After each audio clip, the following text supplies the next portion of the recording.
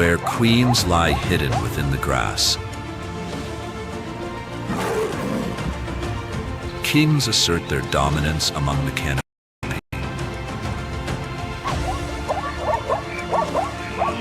and super prides thunder across the earth.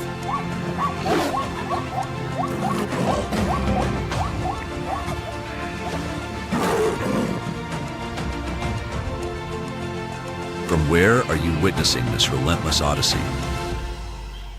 Share your thoughts and join us for the raw wildlife documentary of savage Tanzania.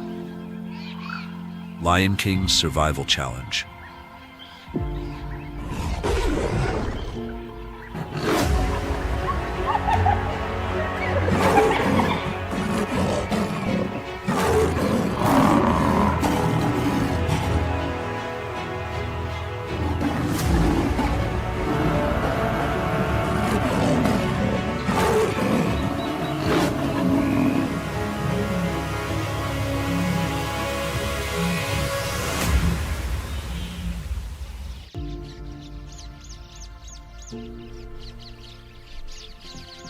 The dry season on the savannah is a brutal trial of survival. It drives the solitary male lion toward relentless, high-risk action. When confronting titans weighing nearly 1 ton, always ready to crush the hunter without hesitation.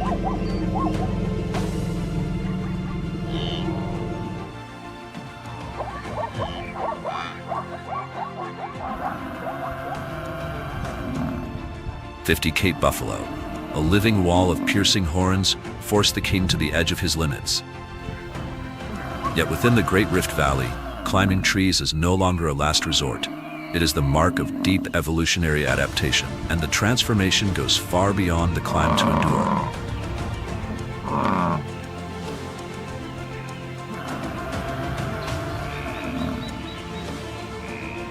These rulers of the savannah can reshape every instinct and behavior they possess.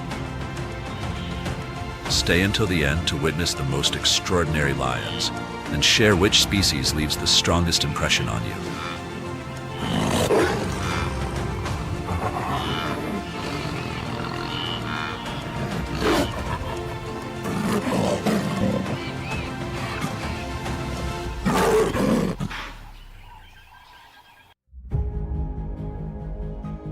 A colossal geological scar carved across the face of Africa.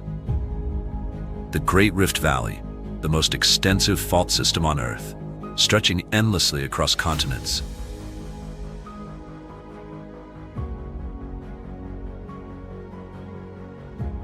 At the base of this vast chasm, beyond the Ngorongoro frontier, Lake Eyasi stands as a forgotten realm, a harsh alkaline salt lake suspended high above sea level. Eyasi functions like a boiling crucible, where only life forms with extreme biological resilience earn the right to exist.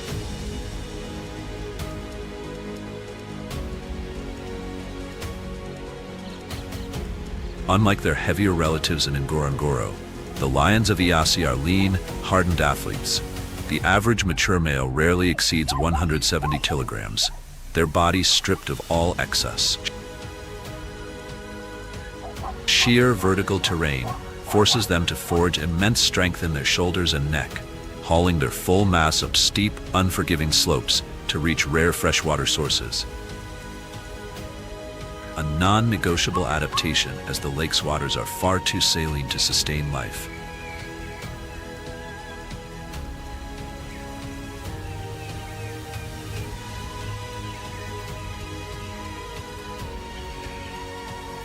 But the greatest threat on this frontier comes from another apex predator that has shared this land for tens of thousands of years.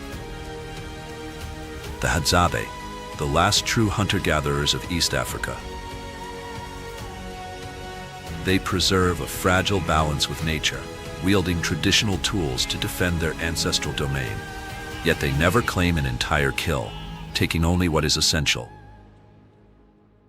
The lion remains king, but in Eyasi, even a king must learn restraint to survive.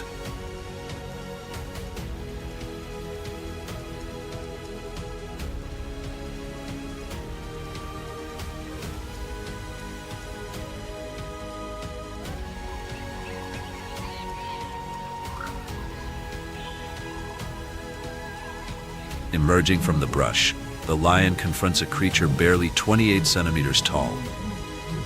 In the unforgiving rulebook of the Rift Valley, this is the embodiment of fearless defiance.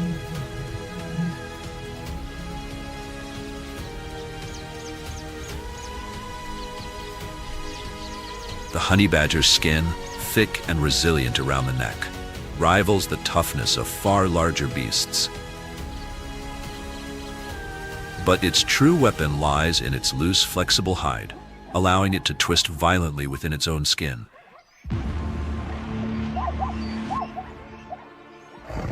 Its jaws, though small, are powerful enough to shatter shells, while a noxious gland unleashes a stench that disorients and repels any attacker,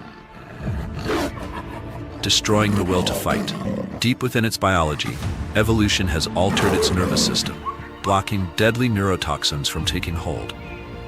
This resistance fuels a level of aggression that borders on madness, a battle that seems unequal in strength, yet overwhelming in sheer ferocity of mind.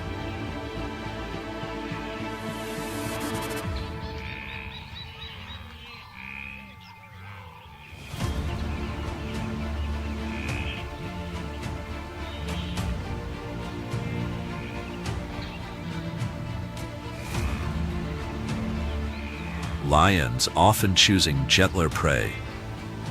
Kirk's dik-dik, one of the smallest antelopes on the Black Continent.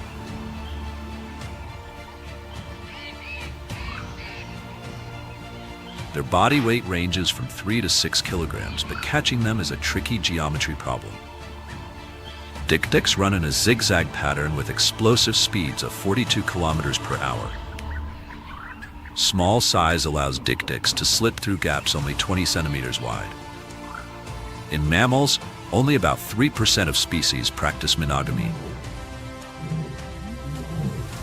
A dik-dik pair will bond for life, jointly defending a territory of about 5 hectares. If one is hunted by a lion, the other will often perish shortly after due to extreme stress and refusal to eat from the loss of its partner.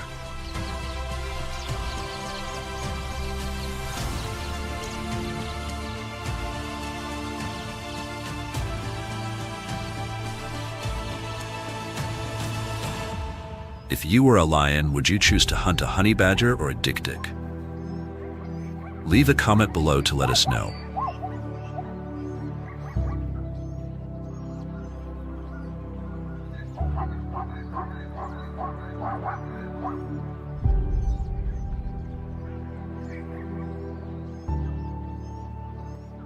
When thorny bushes obstruct the lion's hunt, the predator is forced to switch targets.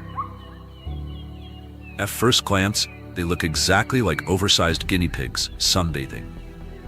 But DNA tests and anatomy have proven they are the closest living relatives of the African elephant. Both belong to the group Pionungulata.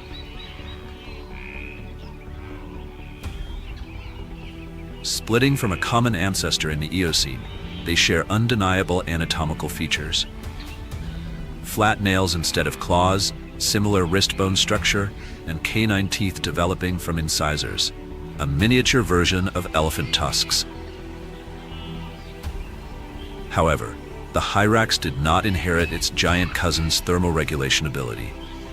The hyrax's body temperature fluctuates with the environment, a rare trait in mammals.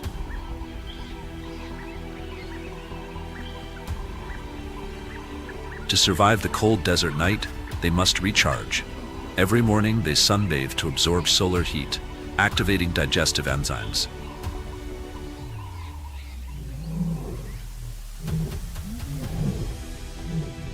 Hyraxes never sleep all at once. There is always a dominant male acting as a sentry. Those are solid granite fortresses that lion claws cannot break.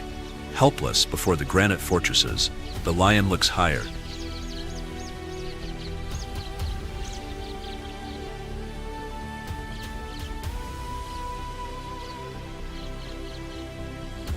Klipspringer means rock jumper.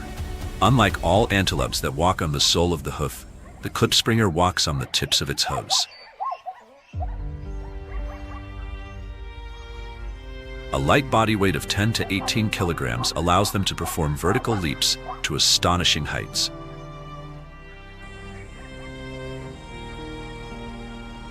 Klipspringers are monogamous for life. No stealthy movement of a lion in the valley below can escape them. In the Rift Valley, they are among the hardest prey for lions to hunt.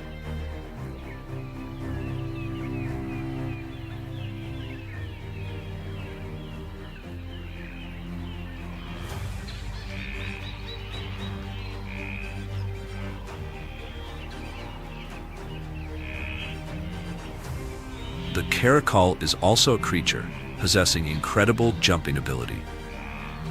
Over 20 independent muscle groups allow each ear to rotate 180 degrees like a radar dish. They receive and amplify the smallest infrasound frequencies.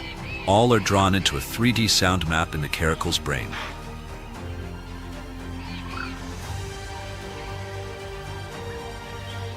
The caracal's body is streamlined, hind legs longer than front legs, allowing them to accelerate with explosive force, making them the fastest among all small cats of the Black Continent. The hind leg muscle system is packed with fast twitch fibers. Thanks to this, they can compress their body like a steel spring and unleash a vertical leap in the blink of an eye. These are hunting skills that lions will never possess in the jagged, rocky land of the Rift Valley.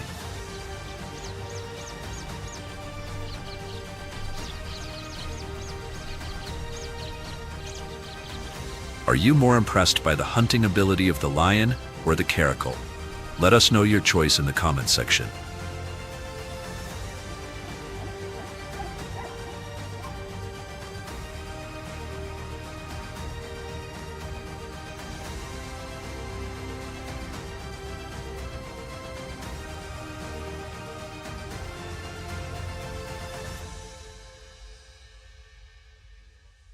Leaving the arid borderlands of the Rift Valley, the lion enters a completely different world.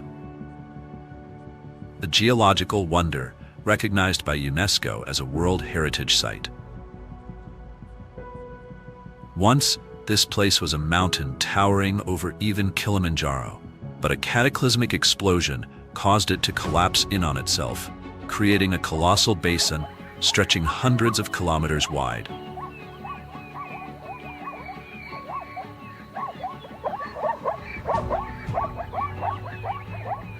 These vertical cliffs imprison over 25,000 large animals in a closed ecosystem.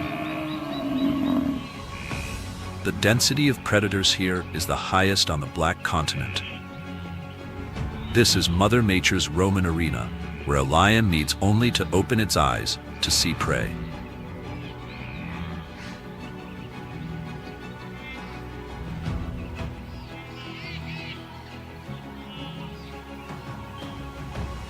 An abundance of food bordering on surplus creates a movement deficit. The result is a massive and bulky body structure. The weight of a mature male lion here can easily exceed 230 kilograms.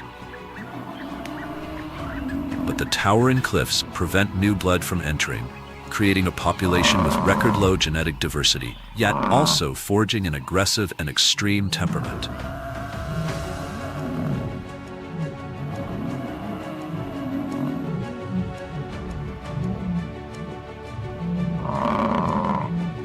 Lions are typically nocturnal hunters, but here they become daytime warriors. Stealth is unnecessary when absolute power is on your side. However, living in a closed arena means fierce competition. This vast basin is still too small for the world's densest lion population, and danger does not only come from prey, but also from brutal territorial conflicts within their own kind.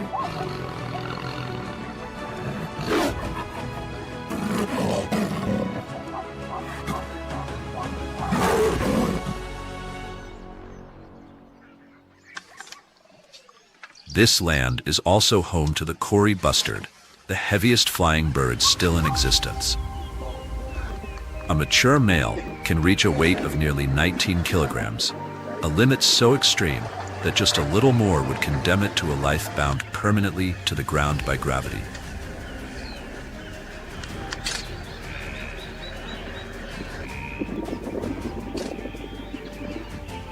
They spend most of their waking time walking across the plains, foraging, In this crowded arena, the heavy footsteps of large mammals disturb insects and small creatures hiding in the grass. The Cory bustard simply follows behind, harvesting this sudden abundance of exposed prey with effortless precision.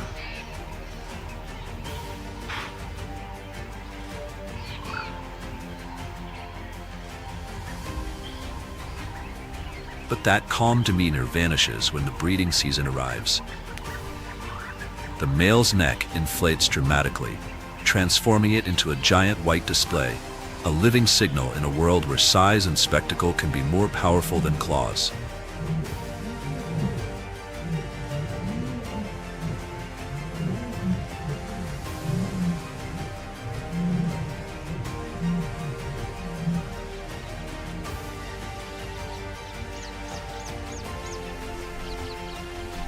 Another master of this arena understands that rule well. The eland, one of the largest antelopes on Earth, second only to the giant eland. A mature male can weigh up to 900 kilograms, rivaling even a Cape buffalo in sheer mass.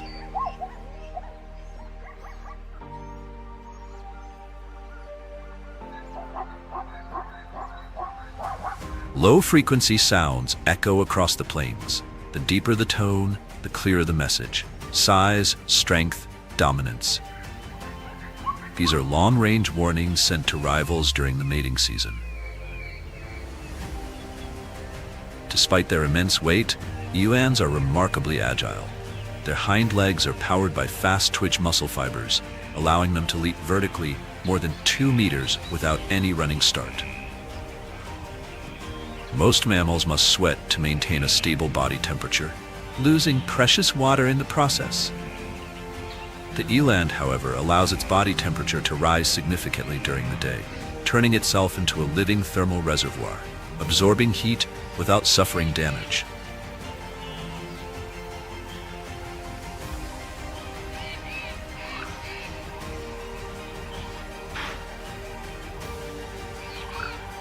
When night falls, that stored heat is released back into the environment. This unique adaptation allows them to conserve vast amounts of water, transforming them into both heavyweight gladiators and masters of survival.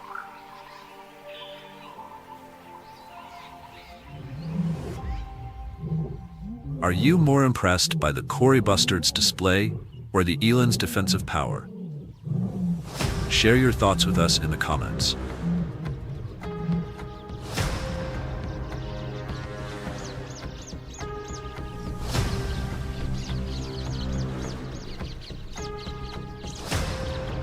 While the eland uses muscle power to dominate the ground, the sky above belongs to the gray-crowned crane, the bird chosen as the national symbol of Uganda. Beneath its throat hangs a vivid red pouch known as the gular sac, a natural amplifier that allows its resonant calls to travel across vast distances. That haunting sound becomes the soundtrack to one of nature's most elegant rituals, a lifelong dance. The gray-crowned crane is strictly monogamous, safely beyond the reach of predators waiting below. Elegant, faithful, and intelligent, they rule this land not by force, but by grace.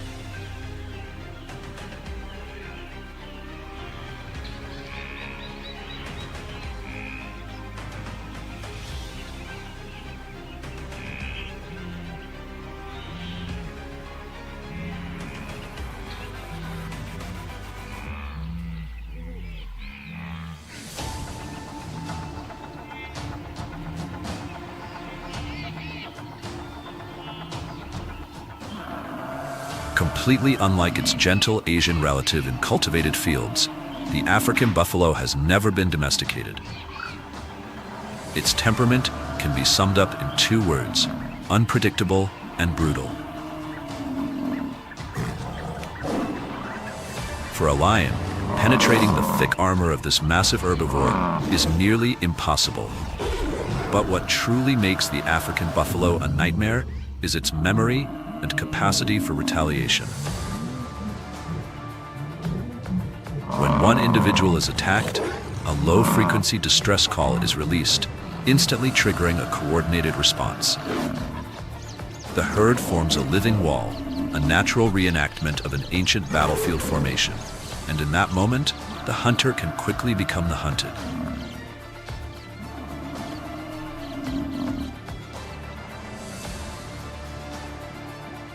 In this confined arena, even the king of predators must show respect to the unstoppable force of the buffalo.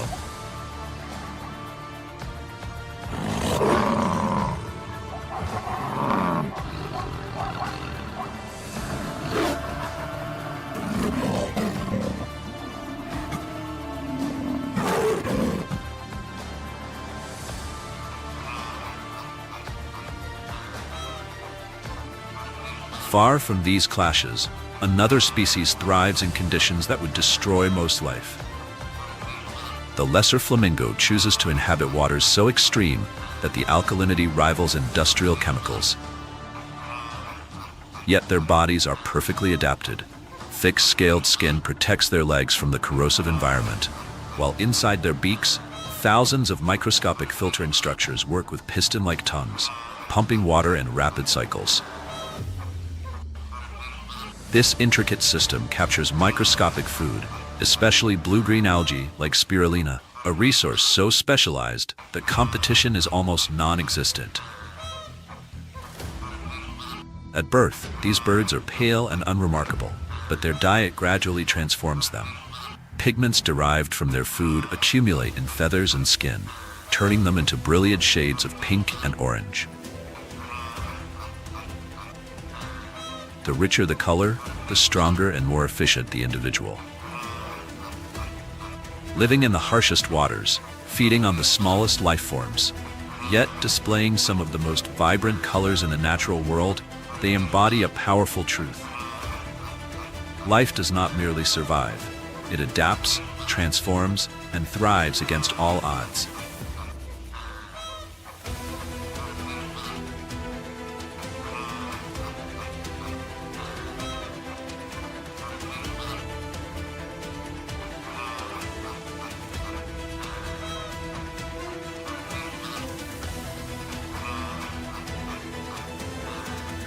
Beyond this harsh beauty lies another iconic landscape, the Serengeti, a name rooted in the language of the Maasai people, meaning the land that runs forever. An immense ecosystem stretching across thousands of square kilometers, where the rhythm of life continues on a scale few places on Earth can rival.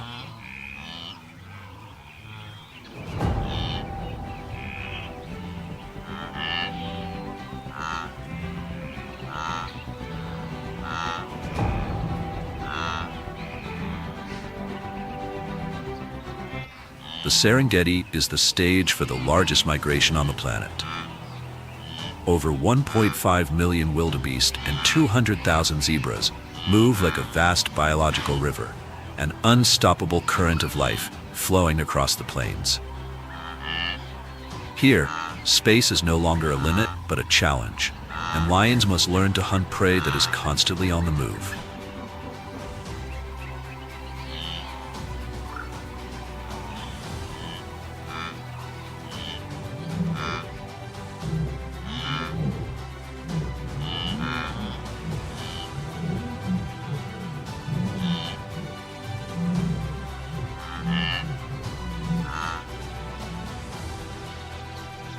To rule a kingdom without borders, lions are forced to seize strategic high ground. The kopjes. Formed from ancient Precambrian rock billions of years old, these towering outcrops provide a commanding advantage. From above, lions gain a full panoramic view, tracking every movement of herds across immense distances, while narrow crevices and hidden caves become natural nurseries, shielding vulnerable cubs from the ever-watchful noses of spotted hyenas. Their tawny coats blend seamlessly with the dry savanna grass, rendering them nearly invisible until it is far too late.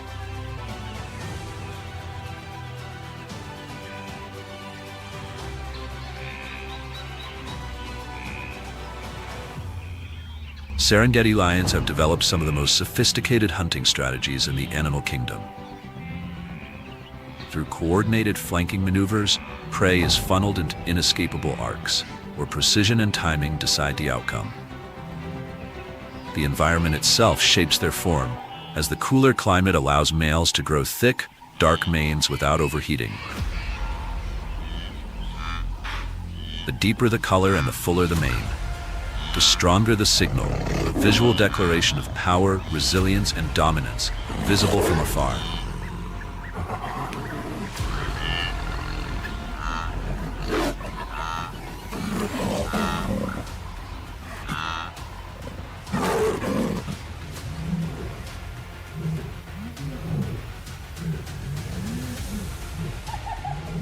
But the granite throne is never truly secure.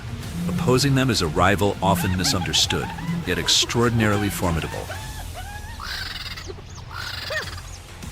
Spotted hyenas are not scavengers by necessity, but highly intelligent hunters with one of the most complex social systems in the wild. Their society is strictly matriarchal, with females larger, more aggressive, and dominant over males at every level. Even the strongest male must submit to the lowest-ranking female.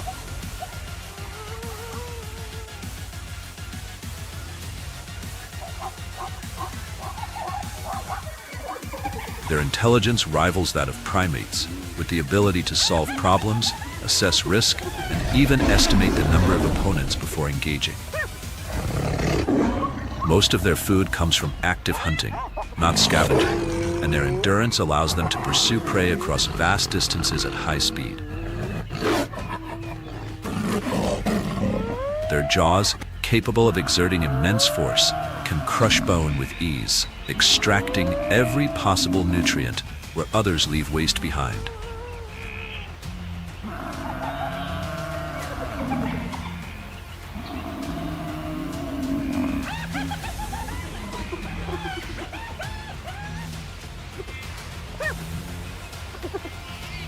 In this harsh reality, roles are often reversed. Lions frequently monitor hyenas, waiting for the moment to overpower them and seize their hard-earned kill using sheer strength. It is not simply a battle of force, but a clash between strategy, cooperation, and intelligence.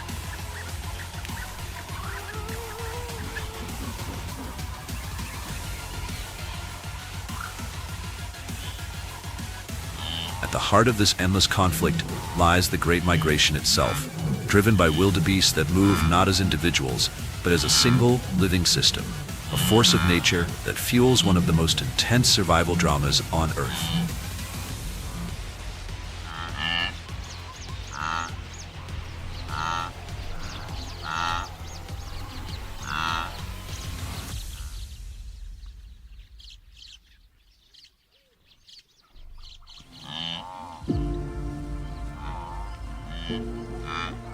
The Serengeti reveals the operation of a giant superorganism.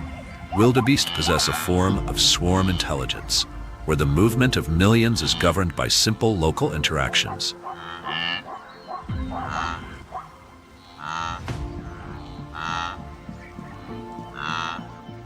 A single individual sensing danger can trigger a chain reaction that ripples across the plains like an invisible wave. This controlled chaos becomes their shield, a living defense against the jaws of predators.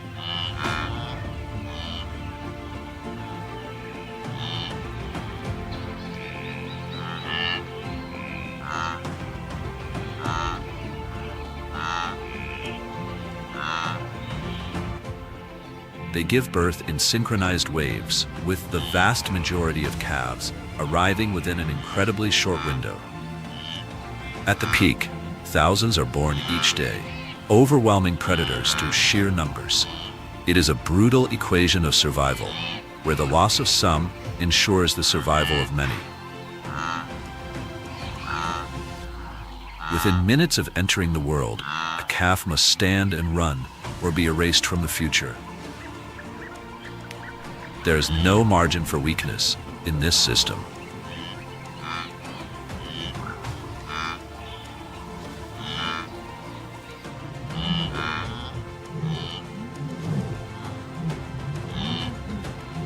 wildebeest are finely tuned to the rhythms of the land, capable of sensing distant storms and detecting the faint chemical signals of nutrient-rich grass. Their journey is not random, but a precise response to invisible cues across vast distances. This migration is the heartbeat of the Serengeti, and wherever it flows, predators follow.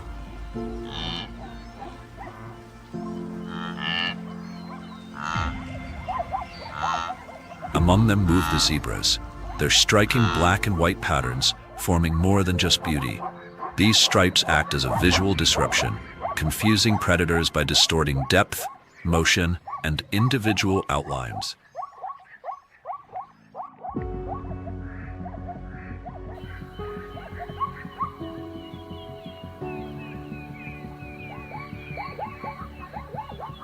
To a lion's vision, the herd becomes a shifting illusion, impossible to isolate. At the same time, this pattern interferes with insects, reducing parasite attacks and increasing survival.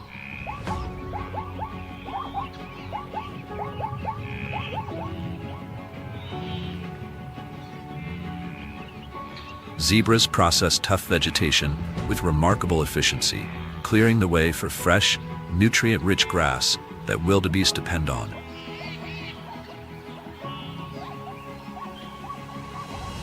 Yet beneath that cooperative role lies formidable power.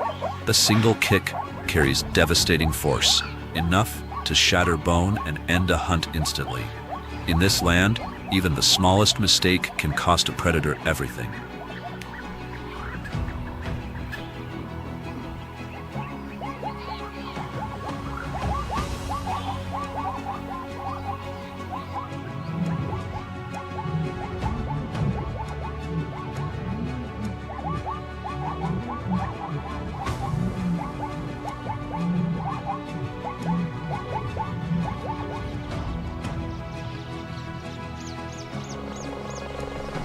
Beyond the safety of the herd, the open plains present a different kind of challenge, one defined by speed and precision.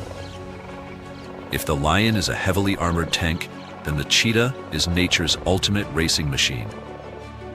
Built for acceleration, it can surge to incredible speeds within seconds, each stride stretching vast distances in rapid succession.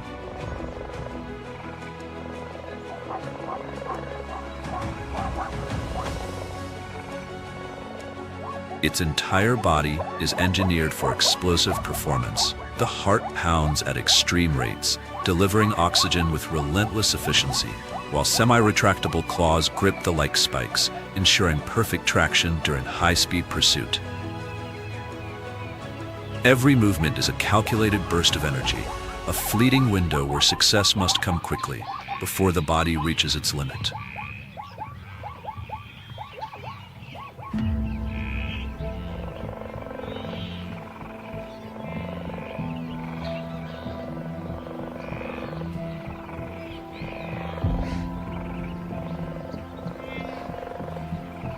Supporting sharp turns is a long, heavy, muscular tail that acts as a dynamic counterbalance, stabilizing the entire body and allowing the cheetah to execute deadly high-speed turns without losing control to inertia. But in nature, every advantage comes at a cost. To reduce air resistance, the cheetah's skull has evolved to be smaller and lighter, resulting in weaker jaws and shorter canine teeth compared to other big cats.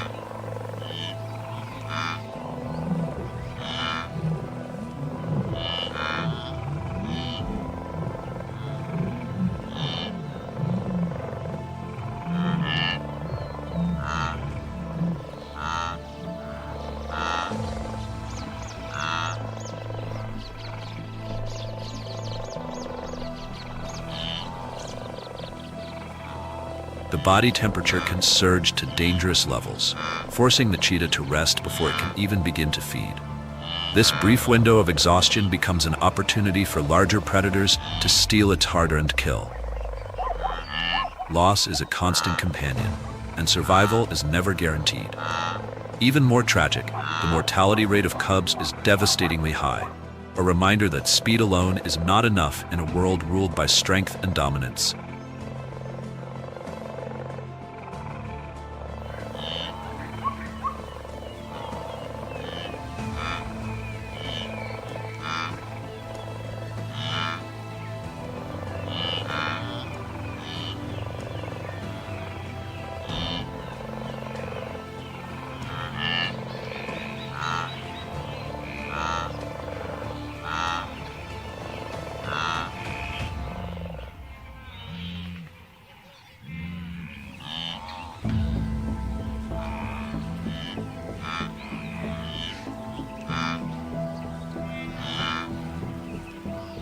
As the Great Migration continues, it collides with a final, unforgiving barrier, the Mara River. Beneath its surface lies one of the most efficient predators ever evolved. With immense bite force and highly sensitive pressure receptors along its jaws, the crocodile can detect the slightest disturbance in the water. Unable to chew, it relies on the infamous death roll, a violent spinning motion that tears apart prey with unstoppable force.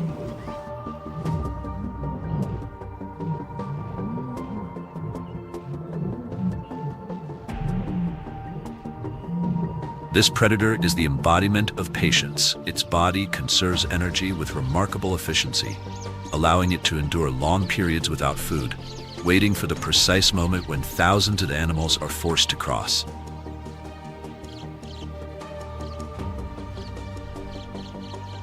It is a strategy refined over millions of years, where a single opportunity can sustain life for months.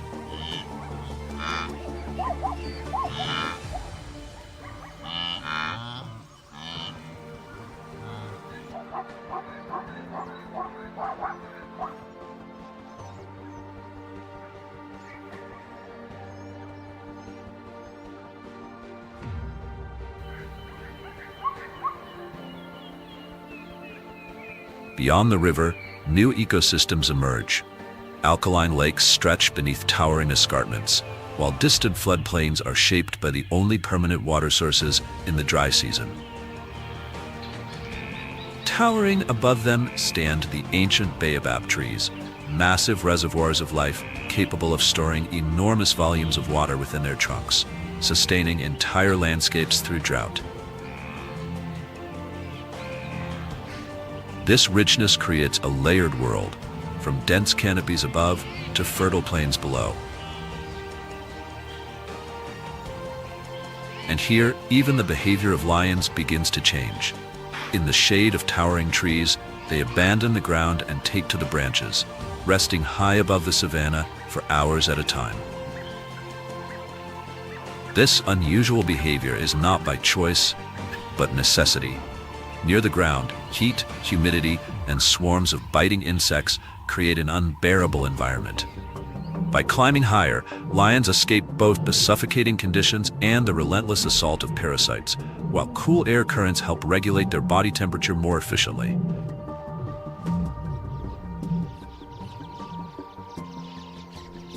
Yet this shift reveals a limitation. Unlike true climbers, lions lack the anatomical adaptations needed for effortless movement in trees. Their bodies, built for power and combat on the ground, are not designed for life above it, turning every climb into a careful balance between survival and risk.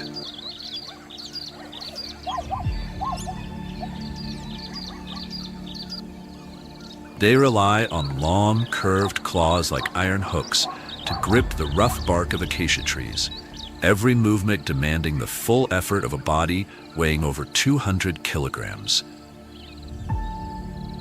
Unable to descend headfirst like smaller cats, lions must carefully feel for footholds. Each step a calculated risk. In the dense vegetation of this landscape, visibility on the ground is severely limited, but from above, the lion gains a near omniscient view through gaps in the foliage, while shifting winds carry away its scent, erasing any sign of an ambush in the making. Here, the ruler of the land learns a new lesson. Sometimes, to dominate, one must rise above the ground.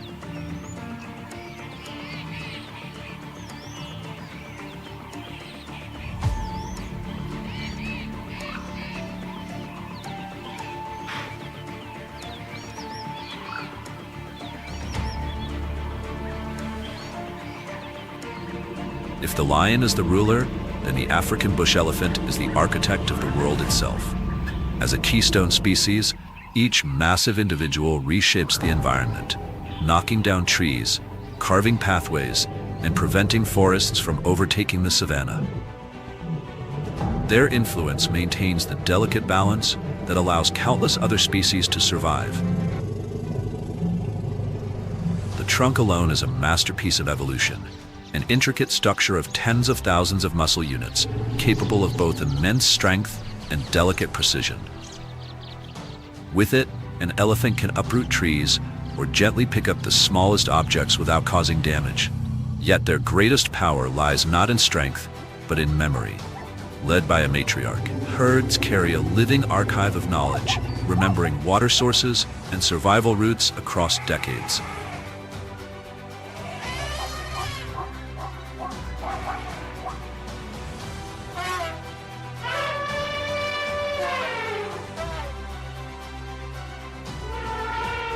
Their communication exists beyond the limits of human perception.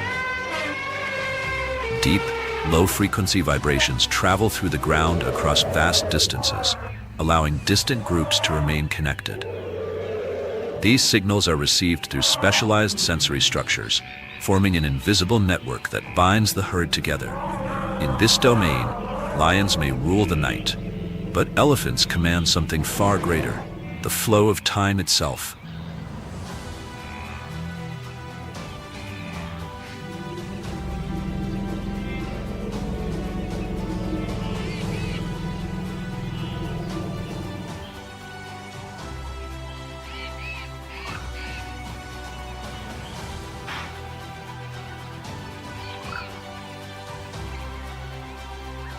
While giants reshape the land through force, another predator masters the art of disappearance.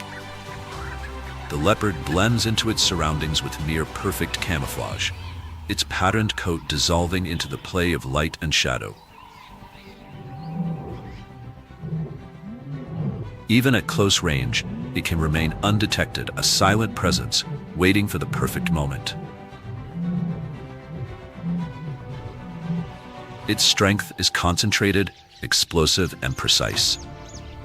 With powerful jaws and dense muscle, it can drag prey far heavier than itself up vertical trees, securing its kill beyond the reach of scavengers.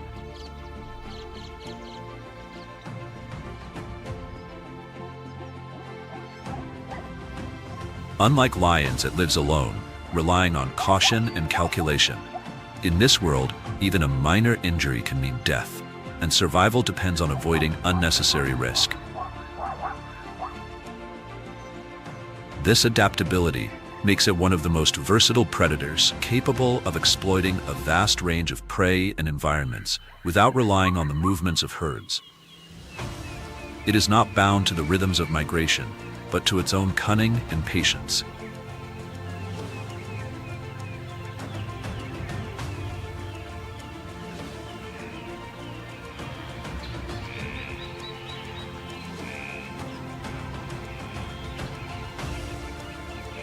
And in the shadows of this ecosystem, another ancient predator moves without limbs or sound: the African rock python. The largest snake on the continent emerges as a silent force, a living relic capable of reaching immense size, embodying a different kind of power, one built not on speed or strength alone, but on patience, precision, and the inevitability of its strike.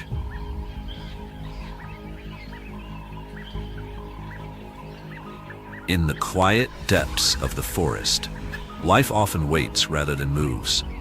The African rock python can remain perfectly still for days, even weeks, hidden within hollow trees or tangled brush. It waits not for sight, but for vibration, the faintest disturbance in the world around it. Its skull is not built like that of mammals. Instead, its jaws are joined by flexible ligaments, allowing each half of the mouth to part and stretch wide, sometimes opening to nearly 150 degrees. This extraordinary adaptation enables the python to swallow prey far larger than its own head.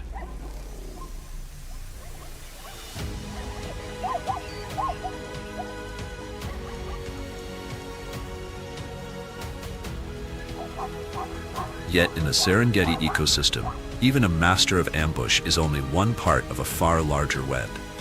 For young lions especially, the python represents an early and constant lesson. Danger does not always roar. Sometimes it waits in silence.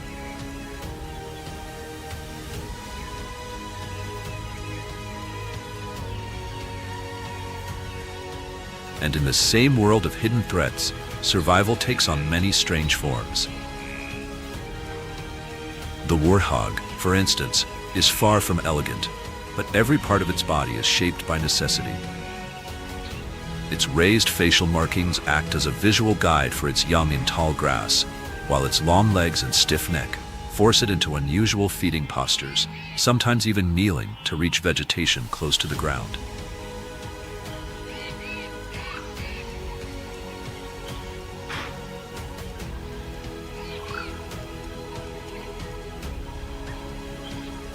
When threatened, it turns in tight, deliberate movements, refusing to expose its most vulnerable angle.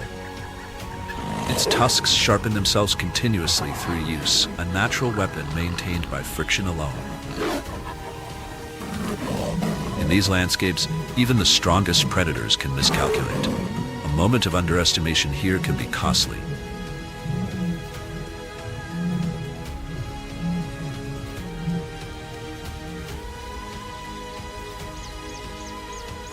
Above ground, another intelligence is at work.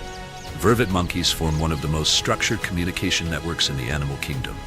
Each alarm call carries specific meaning, identifying eagles above, snakes below, or leopards in the shadows. Their calls function less like noise and more like a coded language of survival.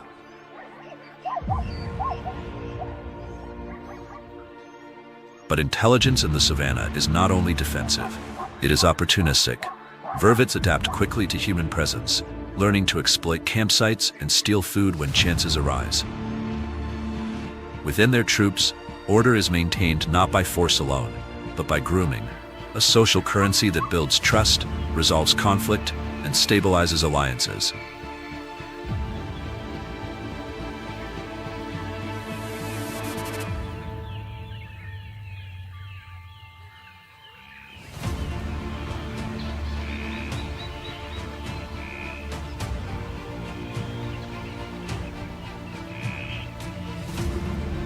From these dense living networks of forest and riverine edge, the landscape opens once again.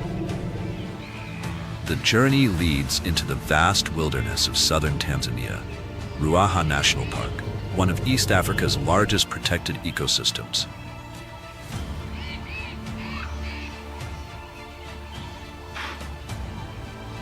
Here, ancient acacia savannas merge with dry woodlands in a transitional world shaped by water, fire, and time. The Ruaha River cuts through the terrain as a lifeline, carving rocky channels through an otherwise harsh and arid land.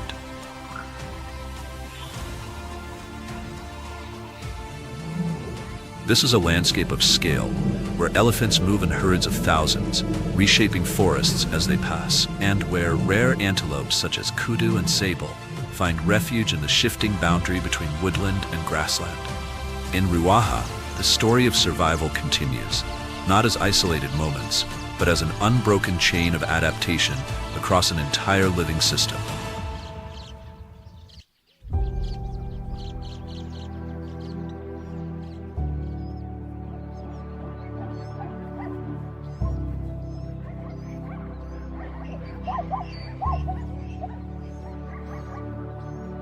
A harsh landscape of red dust, where lions cannot rely on the shade of the jungle. They face a new challenge: extreme scarcity of water. Ruaha is the sanctuary of superprides. Ordinary lion families usually range from 5 to 10 members. Here, massive alliances frequently exceed 20 adult individuals, with superprides of up to 30, even 40 lions living together.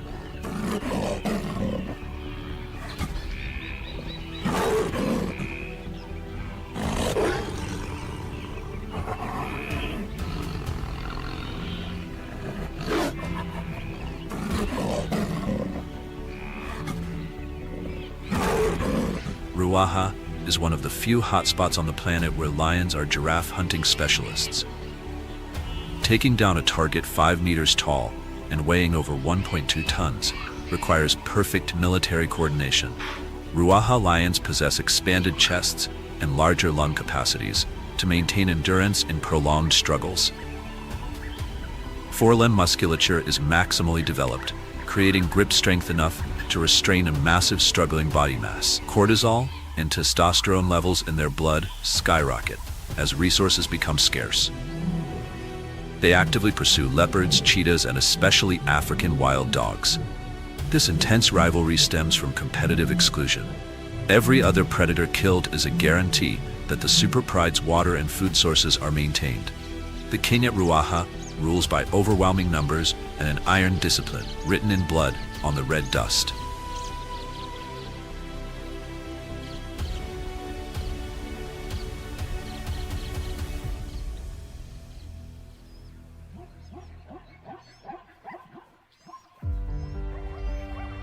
But the Maasai giraffe is not easy prey to subdue. This is the largest and heaviest subspecies in the giraffe family, with heights reaching a record 5.5 meters. Unlike horses that can only kick backward, Maasai giraffes possess knee joints with an extremely flexible range of motion. They are capable of delivering 360-degree kicks in any direction. The impact force from a 15-kilogram hoof is a formidable defense. Atop the long neck is a strange pair of horns called ossicones. Necking acts as a giant lever arm.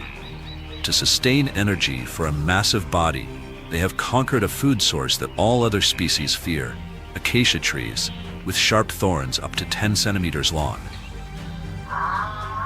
The Maasai giraffe possesses a tongue 50 centimeters long with a characteristic purple-black color. This dense melanin pigment is a biological sunscreen, protecting the tongue from sunburn. The skin on the tongue and lips is extremely thick, combined with highly viscous and antiseptic saliva.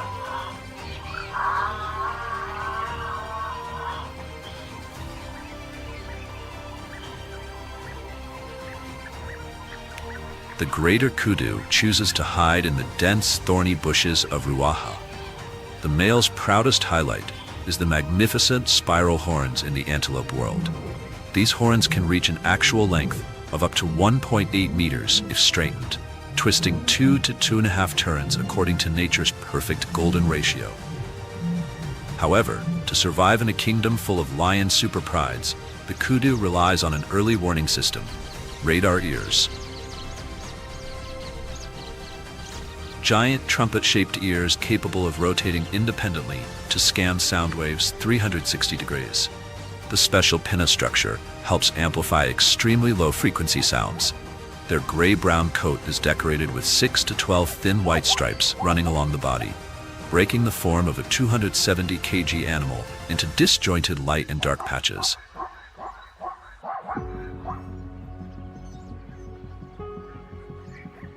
But if hiding fails, the kudu will flee with impressive leaps, possessing thigh muscles with extremely high elasticity, making it Ruaha's best high jumper. From a complete standstill, they can leap vertically to a height exceeding 2.5 meters.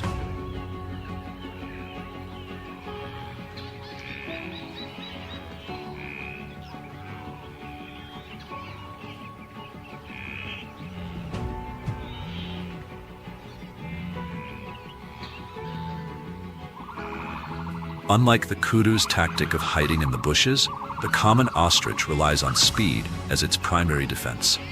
It is the largest, heaviest, and fastest bird still in existence on the planet. With long legs built from fast-twitch white muscle fibers, it can accelerate to speeds of up to 70 kilometers per hour. But what truly terrifies predators is its ability to sustain speeds of around 50 kilometers per hour over long distances. It turns every pursuit into a hopeless test of endurance. The ostrich possesses the largest eyes of any land animal, measuring about 5 centimeters in diameter. This unique structure grants it a vast panoramic field of view and exceptionally high visual resolution. It can detect the slightest unusual movement of a lion in the bush from several kilometers away.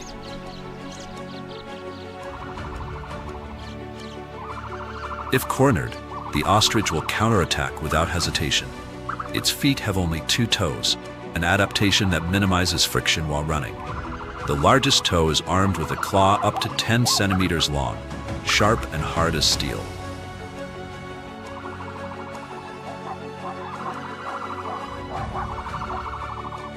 Even in reproduction, it operates with a remarkably pragmatic strategy.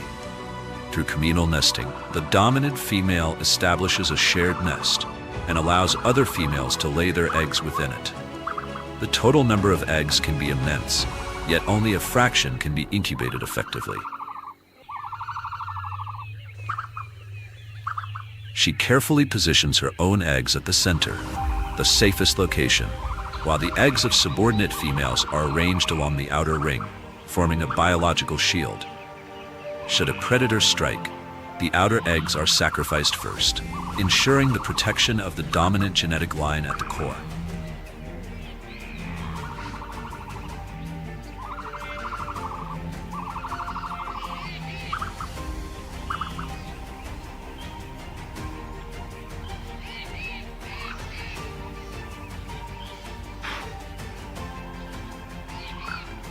The lion may be king, but the African wild dog is the most efficient hunting machine on the planet. Where a lion's hunting success hovers around 30%, the African wild dog can achieve an astonishing efficiency of up to 80%. The secret lies in its exhaustion pursuit strategy. It maintains high speeds over extended periods, relentlessly wearing down its prey until collapse is inevitable. Within a lion pride, the strongest feed first, while the weak and the young are left to scavenge what remains. Wild dogs follow a profoundly different philosophy. When prey is brought down, pups, the elderly, and injured individuals are given priority to feed. The strongest hunters stand guard, waiting until their pack mates are fully nourished before eating themselves. This is a system of resource conservation, enabling the pack to maintain stability in a harsh and unforgiving environment. Their distinctive mottled coats function as a form of biometric identification. No two individuals share the exact same pattern. Like a human fingerprint, it allows them to recognize one another instantly amid the chaos of the hunt. Yet, this very efficiency makes them a threat in the eyes of the ruler. For the lion, the objective is simple: eliminate competition. It understands that if these spotted ghosts are allowed to thrive, the balance of the land will be at risk.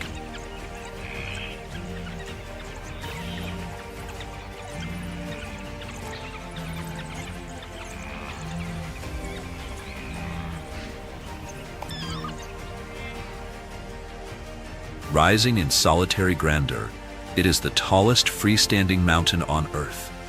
Known as the Roof of Africa, Mount Kilimanjaro stands as a living chronicle of the planet's history.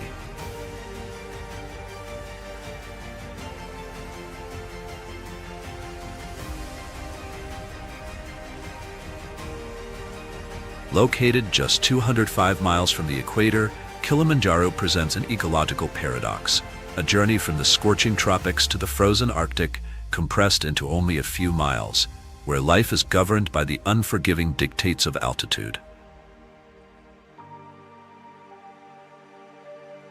According to the lapse rate rule, for every 1,000 feet of ascent, temperature steadily declines, and from the vibrant foothills where warmth nourishes dense ecosystems, the environment transforms abruptly into a barren expanse of rock and permafrost at the summit.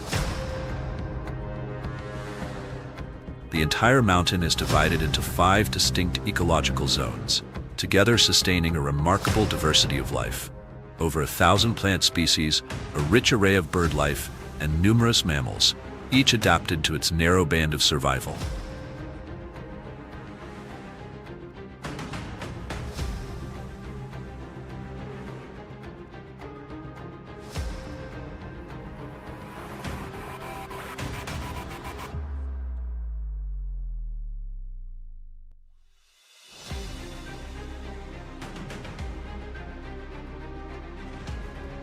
Over millions of years of relentless erosion, this peak collapsed, leaving behind a vast basalt plateau suspended high above the surrounding landscape.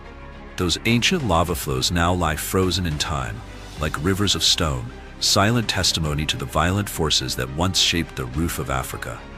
Mwenzi rises as a labyrinth of jagged cliffs and deep-shadowed canyons, a stark and unforgiving terrain carved by ancient upheavals.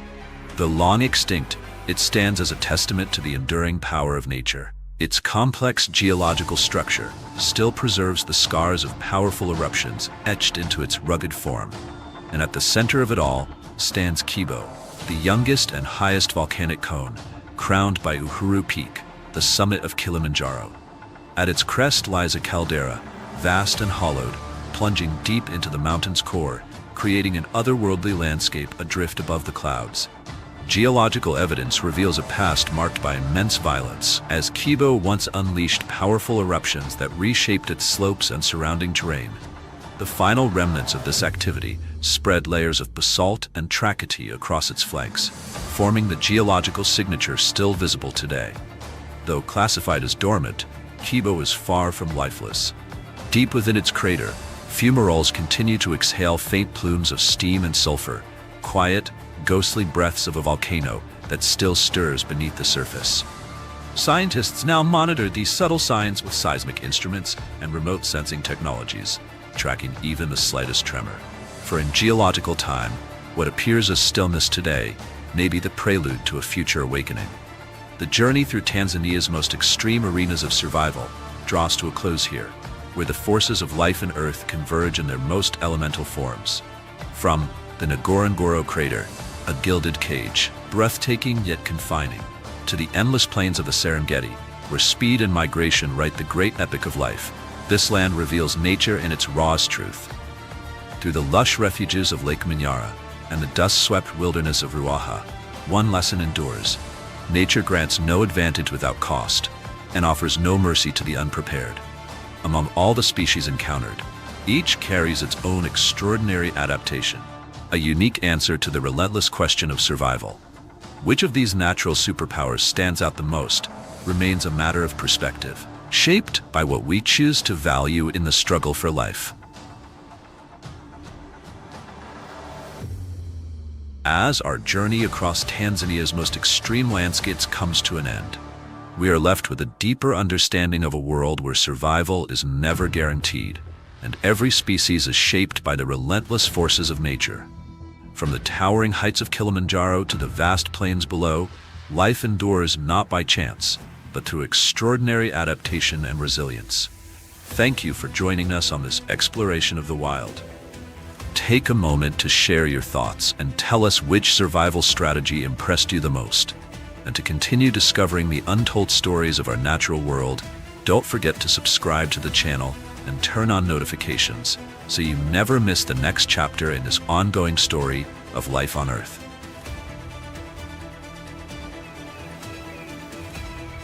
The most profound story of Tanzania begins on the endless savanna, where the Serengeti stretches to the horizon like an unbroken green sea, and the ancient struggle for survival plays out among the largest animals ever to walk the earth.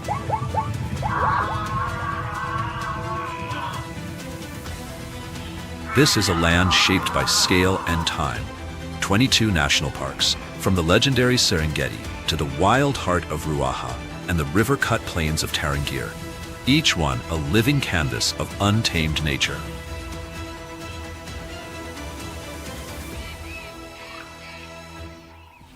Here, more than 430 species of mammals coexist. In a country many times smaller than the United States, nearly the same number of mammal species thrives, an extraordinary concentration of life found in few places on Earth. Across arid savannas, wetlands, and dense tropical forests, over 330 species of reptiles endure, silent witnesses to an ecosystem built on resilience. Above it all, the skies come alive. More than 1,100 species of birds take flight, including 11 found nowhere else on the planet.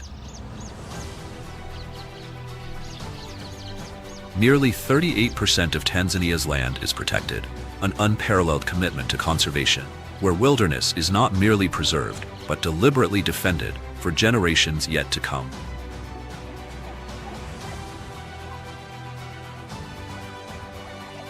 From the vast Selous Game Reserve, the largest in Africa, to the ancient volcanic cradle of Ngorongoro, these landscapes stand as living testaments to a long-term vision of coexistence. Yet the true richness of Tanzania cannot be measured in numbers alone. It exists in the delicate balance between predator and prey, in the invisible threads that bind every species into a single, fragile harmony.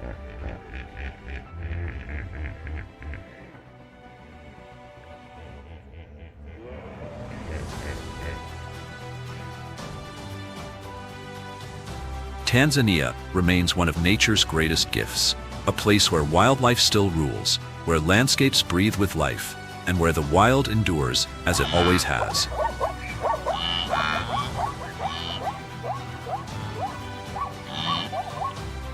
As the sun scorches the sun-drenched grasslands of the Serengeti, the dry season in Tanzania reveals its full weight and unforgiving presence. Vegetation fades, trees shed their leaves in scattered patches, and rivers slowly retreat, exposing a harsh yet precise natural cycle shaped by heat and time.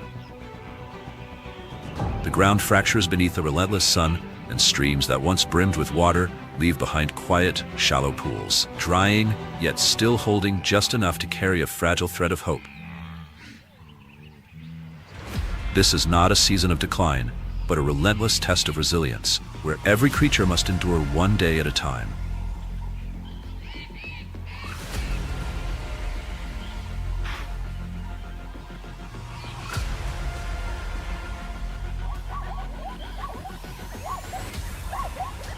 As the dry season sweeps across the Serengeti, the green grasslands vanish, replaced by deep reds and sun-split cracks stretching across the land. Surrounded by Serengeti National Park, the Ngorongoro Conservation Area, and Maswa Game Reserve, this region becomes the ecological command center of Tanzania.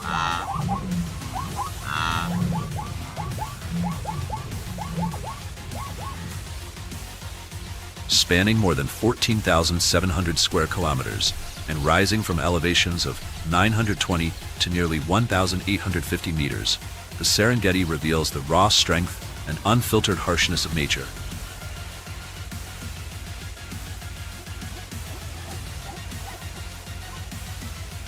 From May to October, the dry season reshapes the entire landscape with depletion and silence, as the Grumeti and Mara rivers shrink into narrow ribbons of water, weaving fragile lifelines through the parched earth.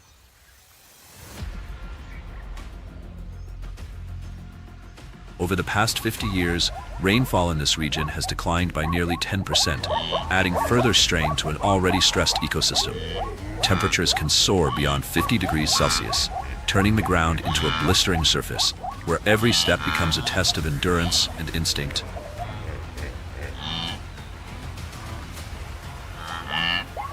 The dry season slows the rhythm of life, but beneath the stillness lies a constant struggle between survival and surrender. Herds of wildebeest and zebra travel hundreds of kilometers in search of water and fresh grass, leaving behind a trail of resilience etched into the dust.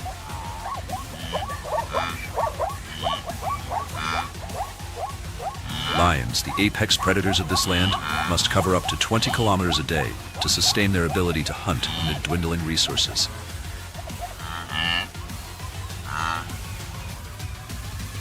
Every river, every patch of shrubland, and every gap between the Kopje rock formations forms a vital link in this finely tuned ecosystem. Hyenas and cheetahs help regulate prey populations, preventing overgrazing and preserving balance and long-term sustainability. Scavengers such as vultures serve as nature's final custodians, clearing the land and ensuring the environment remains healthy and free of disease. No creature is expendable in the Serengeti, for every life holds purpose and contributes to the delicate balance of this extraordinary system.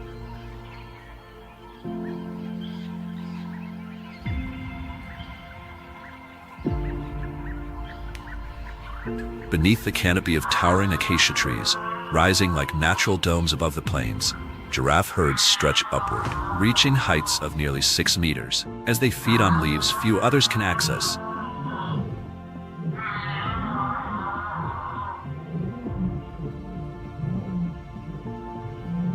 The northern giraffe, an enduring symbol of Tanzania, stands across the savanna like living pillars, bridging sky and earth. More than 7 million years ago, the ancestors of giraffes began a distinct evolutionary path. Their long necks formed not by additional vertebrae, but by the remarkable elongation of each one. The ability to reach food beyond the grasp of others granted them a lasting advantage, securing their place in the struggle for survival.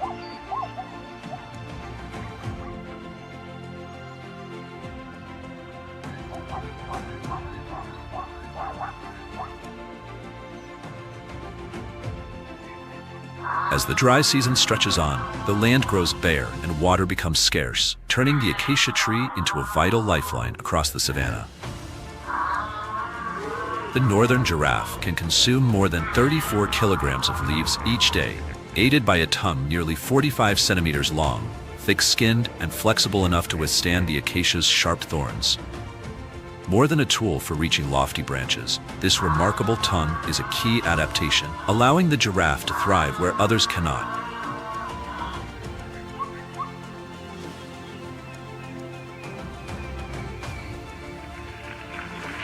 As time moves forward and humanity continues to reshape the world, the northern giraffe remains a living emblem of resilience in a changing natural landscape.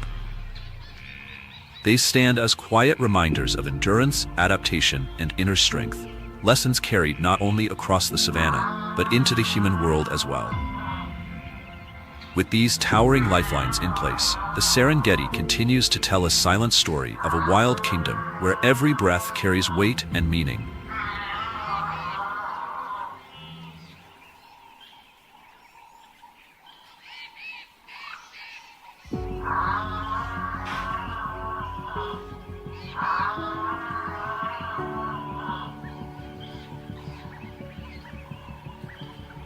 Under the harsh sunlight of the dry season, where each brittle blade of grass rises from cracked earth, warthogs continue their steady march across the plains. With sturdy bodies, thick skin, and upward curving tusks like primitive tools, they embody survival through adaptation in the searing heat of the savanna. In a land where water and shade are rare luxuries, warthogs endure as true masters of resilience.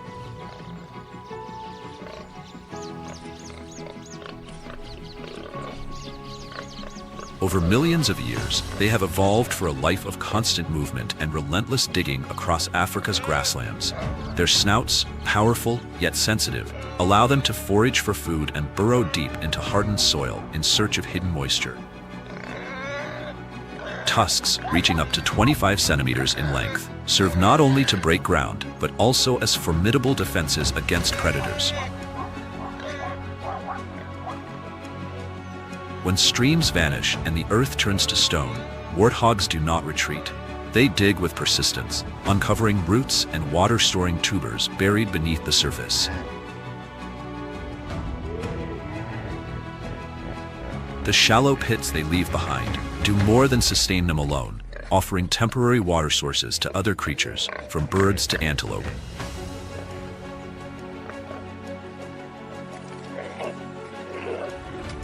For this reason, warthogs are often known as the silent soil renovators of the savanna.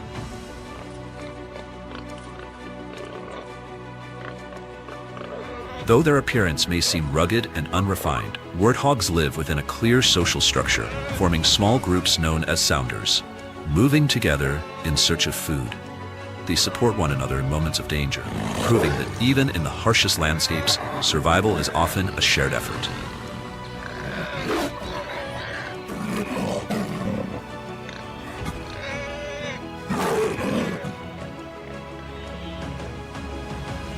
When escape becomes necessary, they can run at speeds of up to 48 kilometers per hour, their tails raised upright like small warning flags, signaling danger to the herd as they flee across the open ground.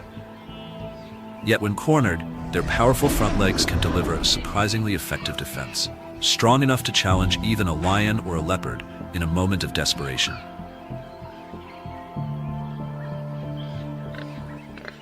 Within the biological rhythm of the savanna, warthogs play a quiet but essential role as cultivators of the land.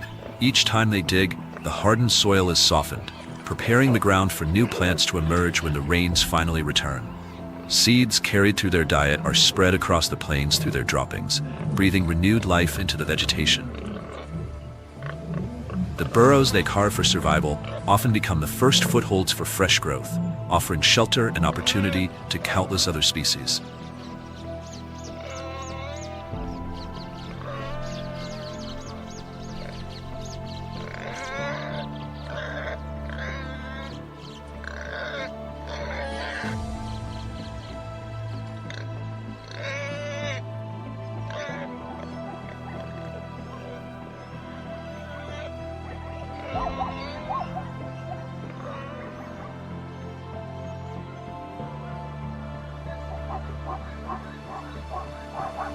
Among them is the impala, a swift and agile grazer with a slender frame, legs coiled with spring-loaded energy, and eyes that scan the landscape with constant alertness, moving through a world where danger hides in every shadow.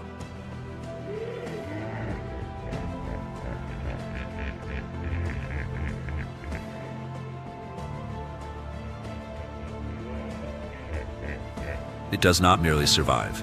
It moves as if it is dancing, gliding across the plains with speed, balance, and absolute control. To endure in this unforgiving land, the impala relies on more than instinct alone. In moments of life or death, it can reach speeds of up to 96 kilometers per hour, pushing its body to the limits of endurance. But speed alone is never enough against expert hunters. A single leap can carry the impala more than 10 meters forward and up to 3 meters high, a sudden burst of motion designed to confuse, evade, and escape its pursuers.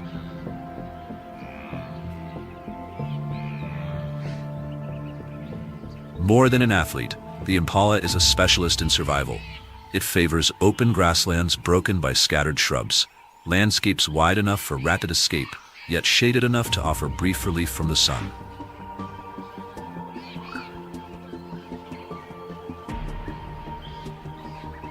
The dry season is the harshest trial of the year. As grasses wither and vanish, the impala adapts, shifting its diet to leaves and twigs, a rare flexibility among grazers that allows it to endure when others cannot. Its most powerful defense.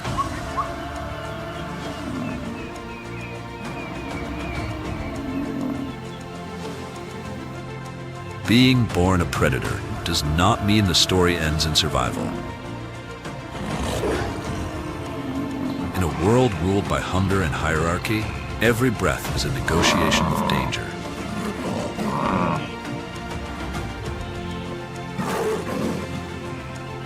From rival hunters to the constant threat within their own kind, pressure shapes every instinct, every movement.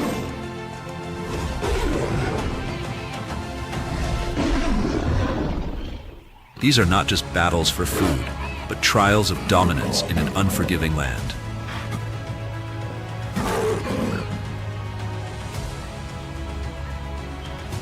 And at the center of it all, a young sovereign learning what it truly means to rule.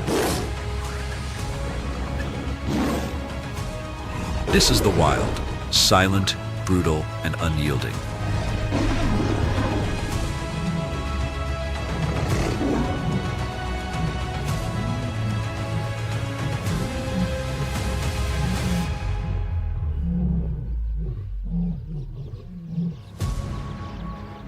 After approximately 110 days in the womb, lion cubs are born, weighing a mere 1 kilogram. Their eyes remain tightly closed for many days. This vulnerability is a paradox for the development of their brains and complex skills.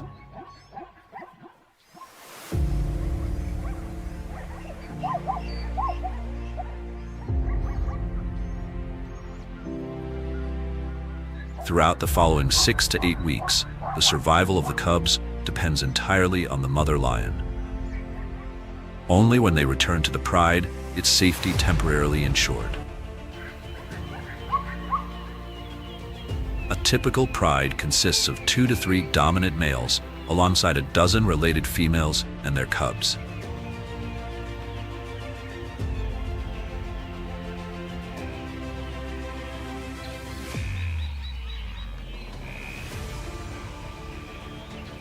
By the weaning stage, the real world becomes a classroom for survival. A solitary wildebeest separated from the herd, fragile, becomes the perfect target for the training session of the lion cubs. The mother lion serves as an observer and guide. However, these cubs, only a few months old, are still too small to subdue such a resilient opponent. The mother lion intervenes.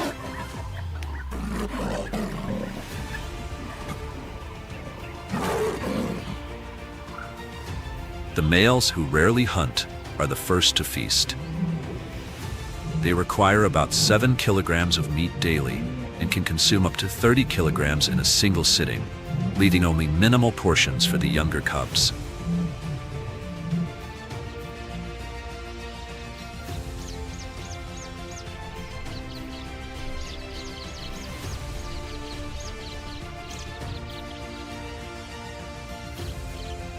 Fewer than 20% of lion cubs manage to reach their first birthday, stepping beyond their mother's embrace. They face exhausting nights of drought, the lurking reach of rivals, and the fierce intensity of their own kind. They will struggle to endure or return forever to the dust. The most profound struggle for existence in the savannah has only just begun.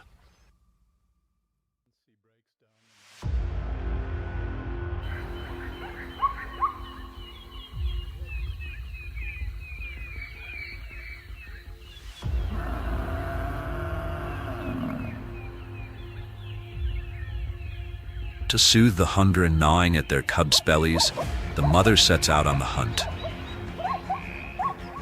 Their target is the zebra, a perfect meal weighing between 300 and 400 kilograms. Her musculature consists of fast twitch fibers, allowing her to accelerate from 0 to 60 kilometers an hour in mere seconds.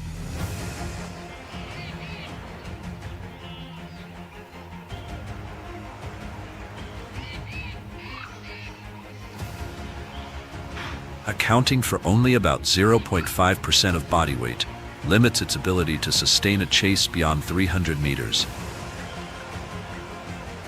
Conversely, built for endurance, zebras can maintain speeds of 65 kilometers per hour over long distances. A zebra's rear kick delivers a force of up to 3,000 pounds per square inch, 5 times stronger than the bite force of a mature lion.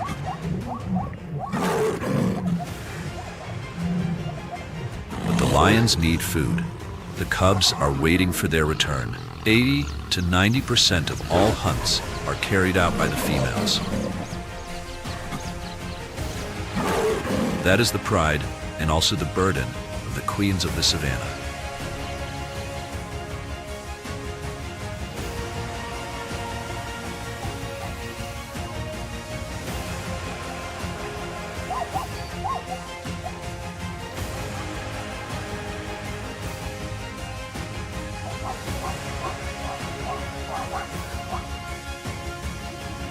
Even as the prey has fallen, the lions cannot fully savor their victory.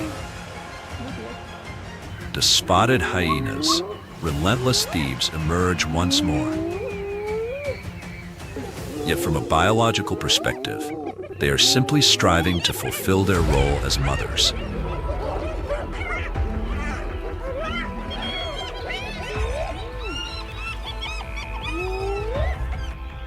Life for a hyena is harsh from the very moment of birth. Approximately 60% of first-time mothers die from exhaustion, and 10% of cubs do not survive the birthing process. Survival begins at birth. Siblings must compete for limited resources. But a hyena's status does not depend on personal strength. It is based on its mother's rank.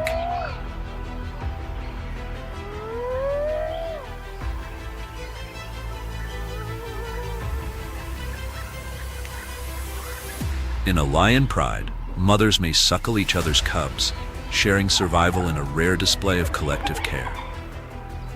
But for the spotted hyena, a mother never shares a single drop of milk with anyone other than her own offspring.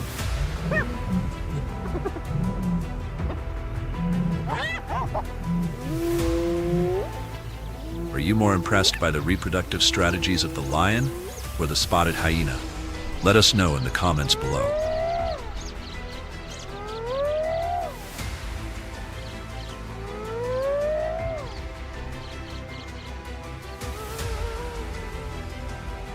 Hyenas are the savanna's premier active hunters, but they never refuse a feast that has been served up by another. It takes just 4 hyenas to overpower and steal a kill from a single lioness.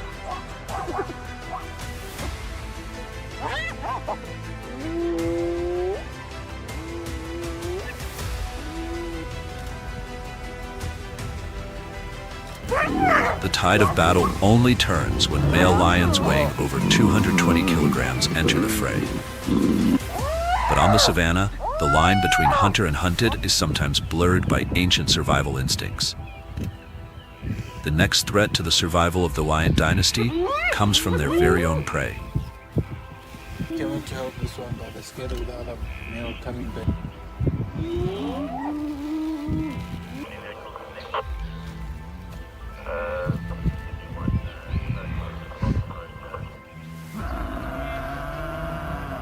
With no need for sharp claws, the Cape buffalo use their 900-kilogram bulk to overwhelm predators. The aggression of the buffalo is driven by an ancient instinct of rivalry, shaped by the memory of generations of conflict with lions. There is no compassion.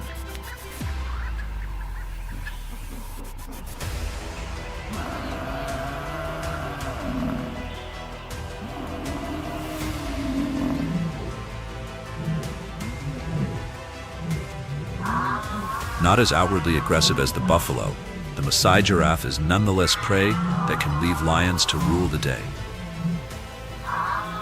The living watchtowers, standing up to 5.5 meters tall and weighing over 1,300 kilograms, make hunting them a rare and dangerous decision.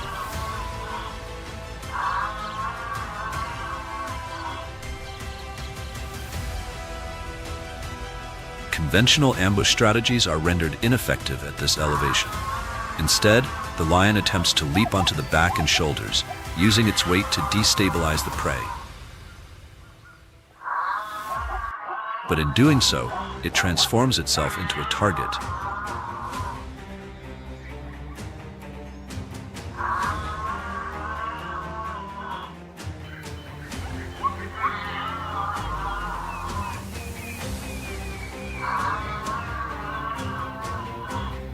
Nature offers no reprieve for those injured in the hunt. But kilometers away, the cubs are patiently waiting for warm milk that may never return. Even more poignantly, the struggles of lion cubs sometimes arise from their very own kind, the nomadic male lions.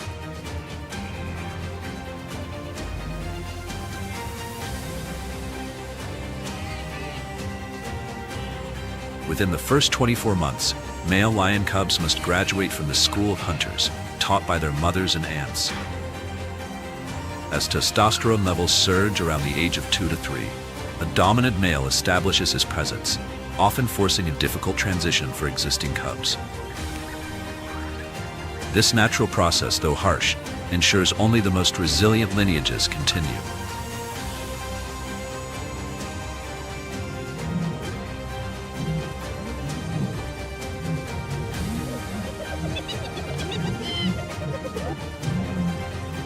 The success rate of a solitary male is only about 10%, far lower than cooperative hunting.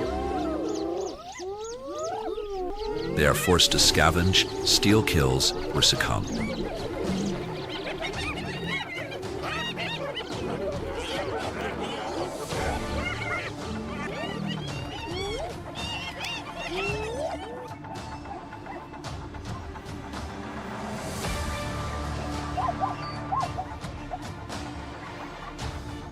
But those who survive this foraging return stronger than ever. They band together to form powerful coalitions with the sole objective of challenging and reclaiming territory.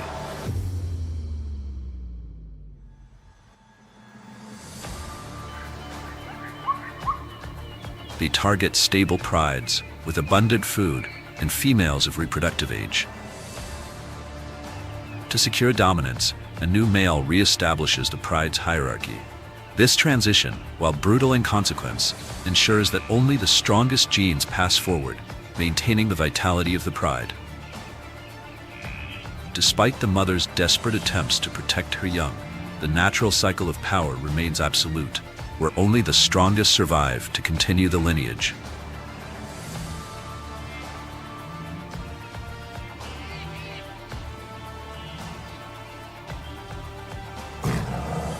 If you could be one creature on the savannah, would you choose the lion, the spotted hyena, the Cape buffalo, or another species? Let us know your answer in the comments below.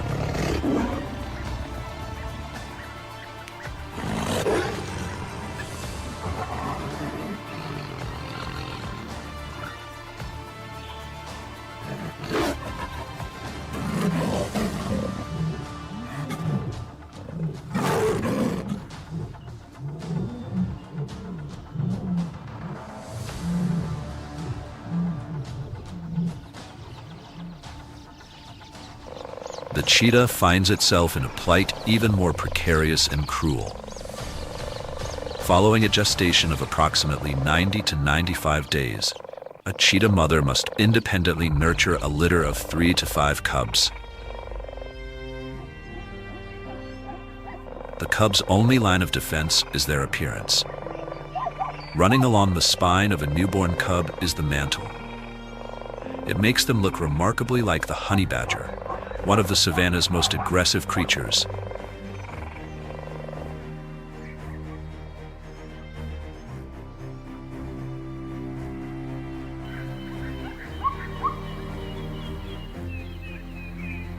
The first threat comes from its very own genome. Cheetahs survived a severe genetic bottleneck at the end of the last ice age, approximately 10,000 years ago. The consequence is that cubs are born with compromised immune systems, even in the best protected areas. The mortality rate for cheetah cubs in the first 2 months reaches a staggering 70%.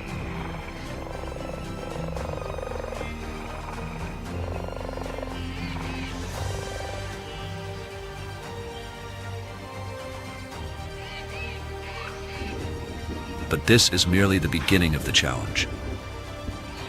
To produce enough milk for her growing brood, the mother cheetah is forced to hunt constantly. A flexible spine allows for a stride length of up to 7 meters when sprinting, and a long tail maintains balance when executing razor-sharp turns at 110 kilometers per hour.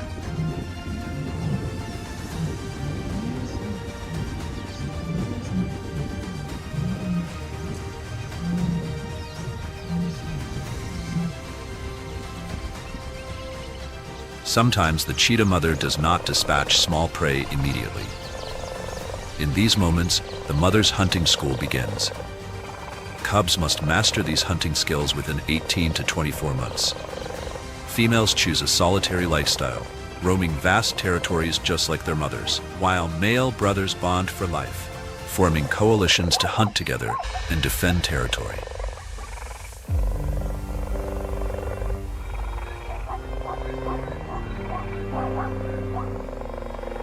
If forced to face a lion, does the cheetah stand a chance of winning? Leave your prediction below and keep watching to find the answer.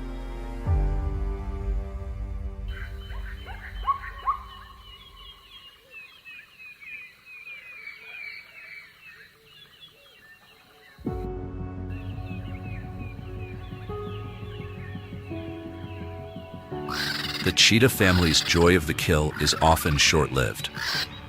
White-backed vultures utilize thermals rising from the earth to soar at altitudes of up to 3,000 meters without expending a single ounce of energy.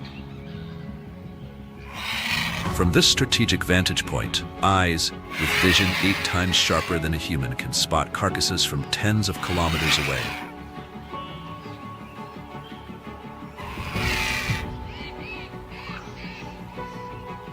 Within minutes, The sky above the cheetah family is blackened by wingspans exceeding 2 meters.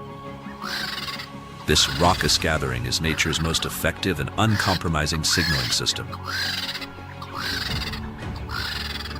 Where there are vultures, there is food. Opportunistic predators all look to the sky to pinpoint their next meal. For the cheetah, the arrival of vultures is the end of the hunt. After the energy-draining sprint, the mother cheetah's heart rate skyrockets to 250 beats per minute, and her body temperature reaches 40 degrees Celsius. She needs at least 30 minutes of rest to recover before she can eat.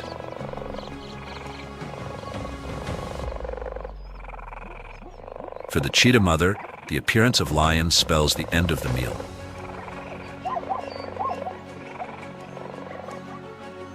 An adult lioness weighs around 150 kilograms, 3 to 4 times the weight of a cheetah.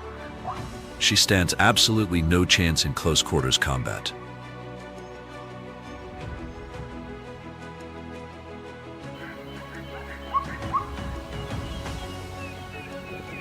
The savanna is not short of those seeking to hunt cheetah cubs.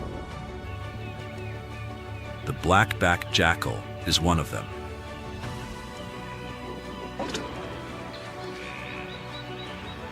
Unlike many carnivores that live solitary lives or in loose coalitions, the black-backed jackal is renowned for monogamy. They hunt in pairs with a clear division of labor. To them, 3-week-old cheetah cubs are an easy and nutrient-rich protein source.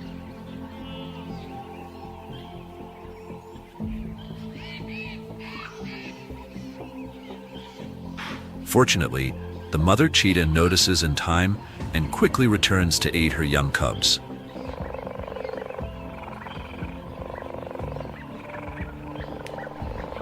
The mother cheetah recognizes that a fixed location equates to an end. This forces the cheetah to embrace a demanding nomadic lifestyle.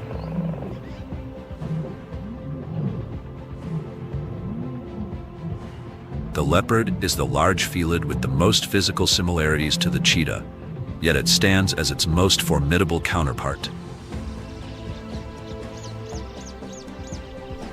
In a close engagement, the cheetah is entirely unable to deliver a significant impact to its opponent. On the ground, the cheetah is outmatched in strength. In the trees, it is outclassed in skill.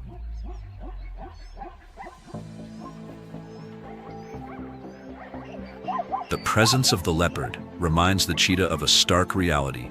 The world's fastest speed is meaningless without the strength to protect what you love.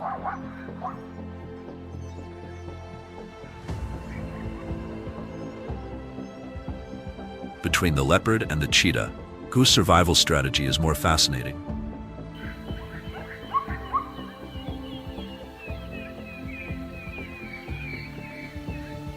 In the interconnected web of the savanna, the apex predator of one story is often the vulnerable prey of another. Like the cheetah, the leopard mother has no pride for protection. She faces the same nightmare. Leaving the den to hunt means leaving her offspring exposed to stalking death. To evade the relentless pressure from lions and hyenas on the ground, the mother is forced to teach her cubs climbing skills from a very young age.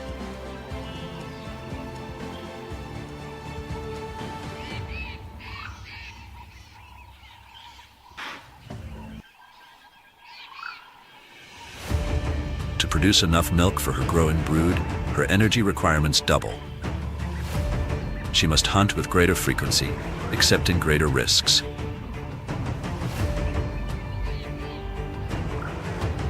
And once the kill is made, she is compelled to hoist the carcass up a tree to prevent theft by lions. Scientists estimate this exertion consumes energy equivalent to an Olympic athlete running a marathon. The leopard must do this every day while in a state of lactation-induced exhaustion.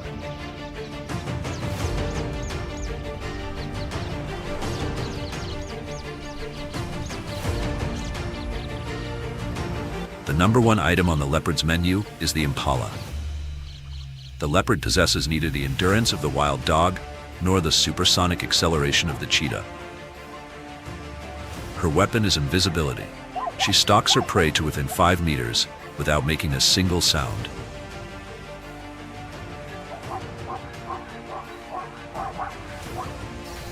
The impala is not a silent species when facing death. This sound acts like an emergency siren echoing through the bush. It broadcasts the exact coordinates of the leopard family to every resident of the savanna. Curious and dangerous eyes begin to turn toward the source of the noise. But most significantly, that sound alerts a formidable troop driven by fierce territorial instincts.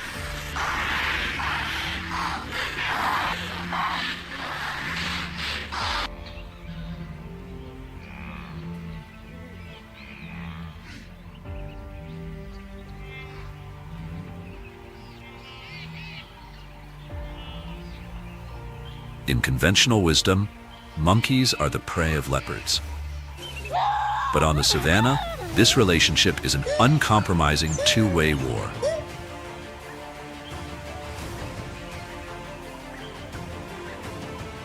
Baboons are aggressive omnivores possessing a rigid social structure and superior intelligence.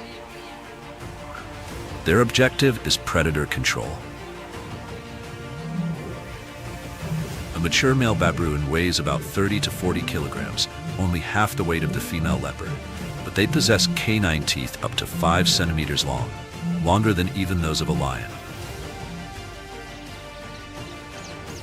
The numerical superiority forces the leopard mother to make the most agonizing decision. The hunter becomes hunted.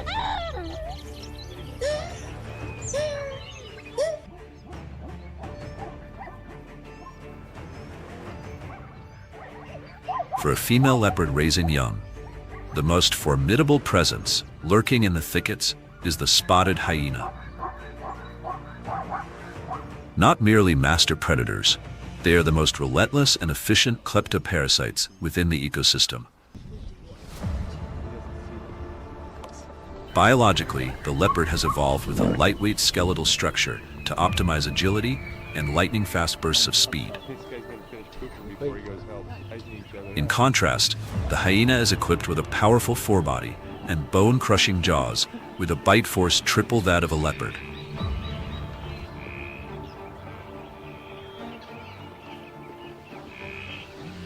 This physical disparity explains a somber reality. A solitary hyena is entirely capable of overwhelming a female leopard.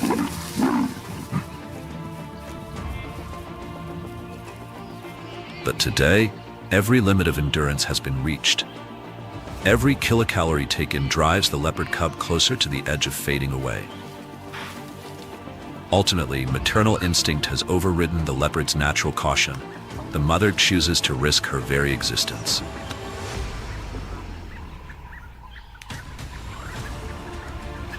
The sudden intensity and unexpected psychological shift from one accustomed to retreat compels the assertive scavenger to withdraw. Through tactical intelligence and unparalleled courage, the female leopard reclaims her lifeline of survival. At times in the savanna, the profound bond of motherhood triumphs over adversity.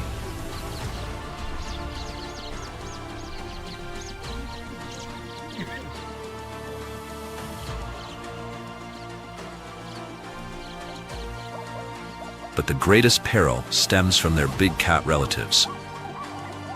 The coexistence of these apex hunting machines is governed by a supreme principle of survival, minimizing competition and avoiding direct confrontation.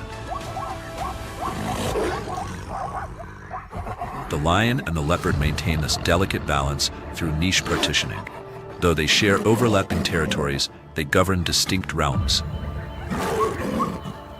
The lion is the sovereign of the vast open grasslands, while the leopard remains the unseen phantom of the dense thicket.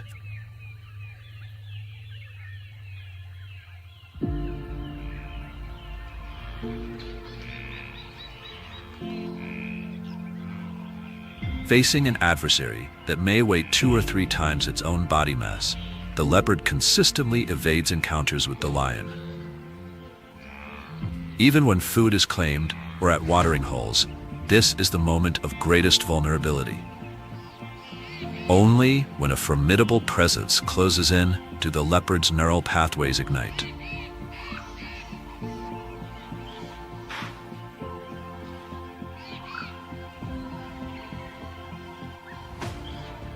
Yet every unyielding law of nature is reshaped for a mother leopard. To her, the lion is not merely a competitor for nourishment, but the most immediate source of peril. Interspecific competition is one of the most formidable challenges facing the survival of young leopard cubs.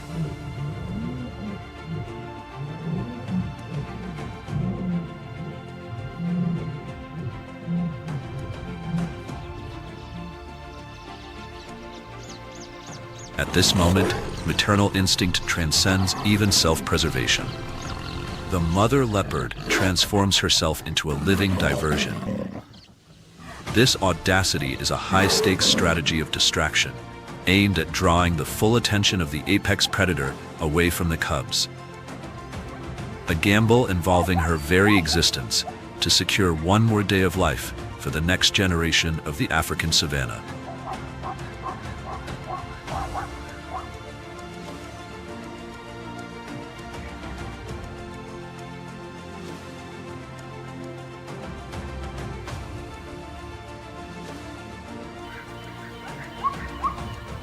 Leaving behind the desperate loneliness and hungry bellies of the leopards, we enter the domain of the most efficient hunters on the dark continent, the African wild dog. 80% of their hunts end in a feast.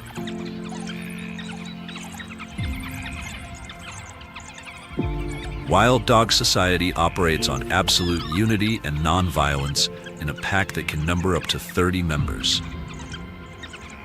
Power is concentrated in the alpha pair, the dominant male and female, producing a litter of 10 to 16 pups each year. While the alpha female stays at the den to nurse, other members, including males and low-ranking females, take on the duty of hunting.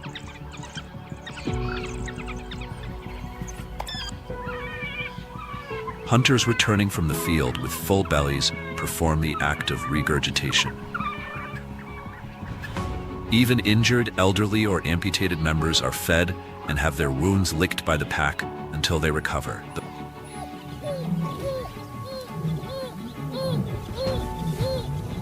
The pack's consensus is further demonstrated through one of the natural world's most peculiar democratic rituals.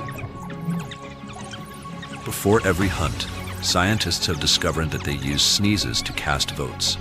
If the alpha pair initiates the rally, only a few sneezes of agreement from other members are needed for the pack to set off. But if the suggestion comes from a low-ranking individual, it requires far more supporting sneezes to convince the group.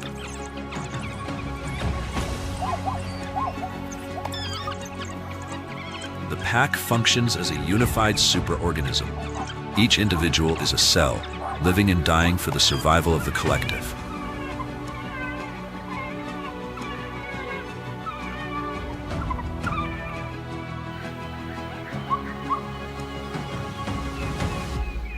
Despite possessing a perfect social structure, the wild dog lacks one fundamental survival skill: construction. Their claws, optimized for traction during sprints, were completely useless for digging into the hard, dry clay of the savanna. Therefore, they often squat in old burrows. The savanna's underground real estate is always in a state of high demand and low supply. Warthogs also commandeer these abandoned burrows.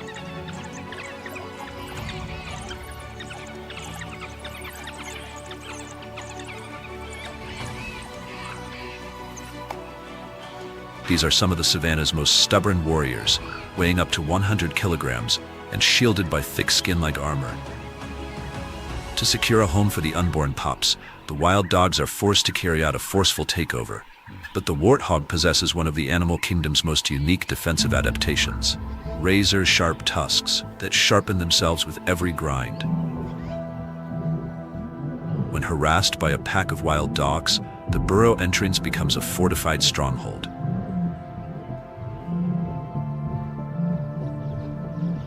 However, the strength of an individual cannot withstand the persistence and numbers of the pack. The siege can last for hours. Finally, under relentless pressure, the wild dogs claim the den and transform what was once a warthog's shelter into a safe nursery for their future generation.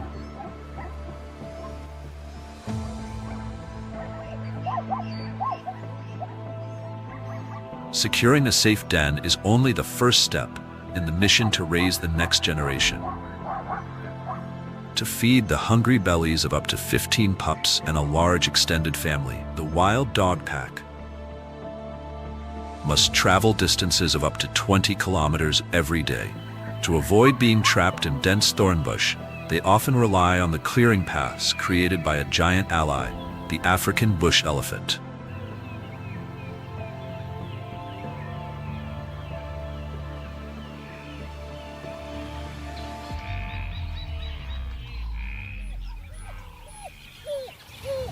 In the vast ecosystem of the African savanna, no species exists in isolation. Every movement, every act of survival becomes part of an intricate web where life is constantly shaped by other life.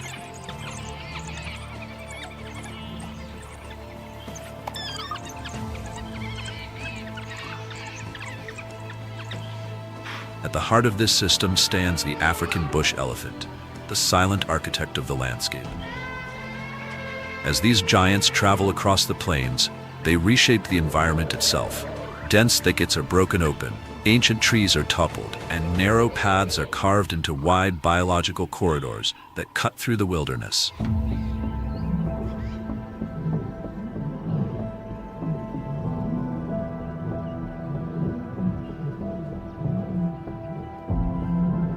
These corridors become vital lifelines for highly efficient predators, such as the African wild dog.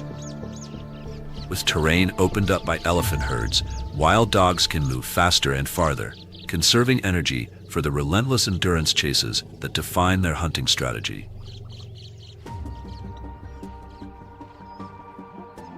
In this world, survival often depends not just on speed, but on the ability to sustain pressure over time. But the influence of elephants extends beyond physical terrain. Through infrasound, low-frequency communication waves that travel for kilometers to air and ground, they maintain a hidden network of signals, invisible to most of the savanna's inhabitants. Beneath the surface, an unseen conversation is constantly unfolding.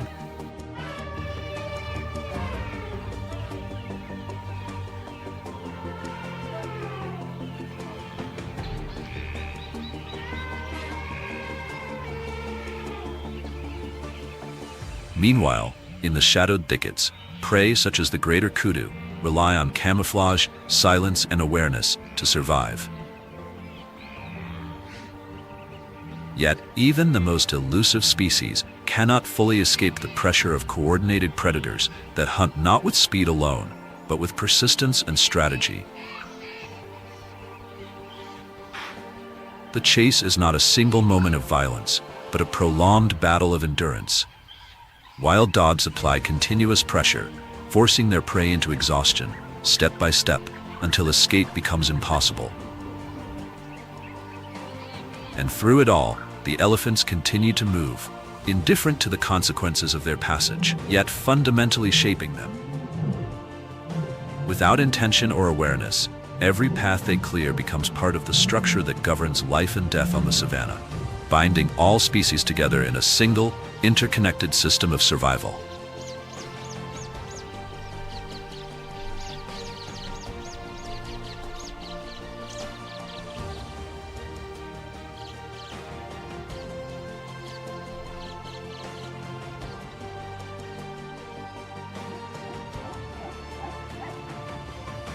When the first seasonal rains arrive, the arid savanna begins to transform. What was once a dry, sun-scorched landscape slowly awakens, welcoming the river of life and more than 1.5 million migrating individuals. The breeding behavior of this antelope is one of nature's most remarkable mass survival strategies. Within just 2 to 3 weeks, approximately 500,000 calves are born almost simultaneously across the shortgrass plains.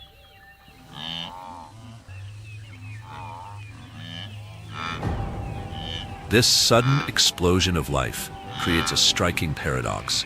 There is now more food than all predators combined could ever consume.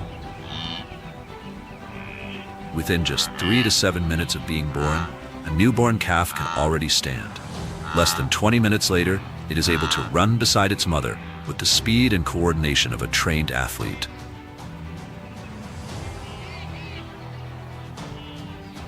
The mother's milk is exceptionally rich in energy, allowing the calf to build muscle at an extraordinary rate, almost hour by hour. And yet, this seemingly fragile animal possesses an astonishing form of herd intelligence. There is no fixed leader. Instead, thousands of individuals move as one coherent, shifting mass.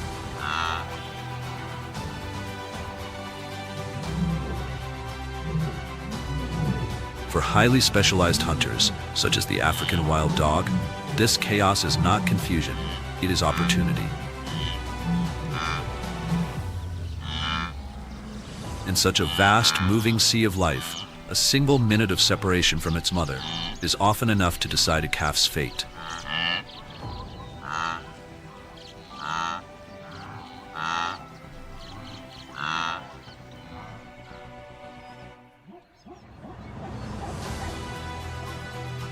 Leaving behind the dust and noise of the plains, we now follow the savanna's deep blue lifeline, the realm of the Nile crocodile, Africa's largest reptile.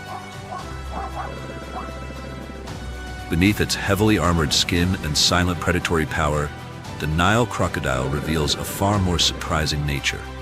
It is, in fact, one of the most attentive and devoted mothers in the reptile world. At the onset of the rainy season, the female hauls herself onto riverbanks and begins to excavate a nest. She lays between 25 and 80 hard-shelled eggs, carefully covering them with sand, before beginning a long vigil.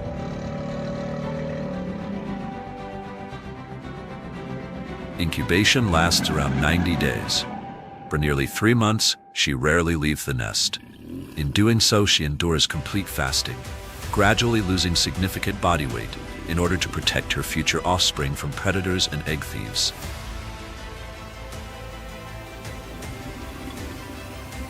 Remarkably, the sex of the hatchlings is not fixed genetically, but determined by temperature. Around 31 to 32 degrees Celsius produces males, while slightly cooler or warmer conditions result in females. When the moment of hatching arrives, the mother gently uses her powerful limbs to break through the compacted sand and free her young. Along her jaws are thousands of highly sensitive pressure receptors, allowing her to regulate bite force with extraordinary precision. She can carry multiple hatchlings in her mouth, not as prey, but as a living cradle, transporting them safely from nest to water's edge.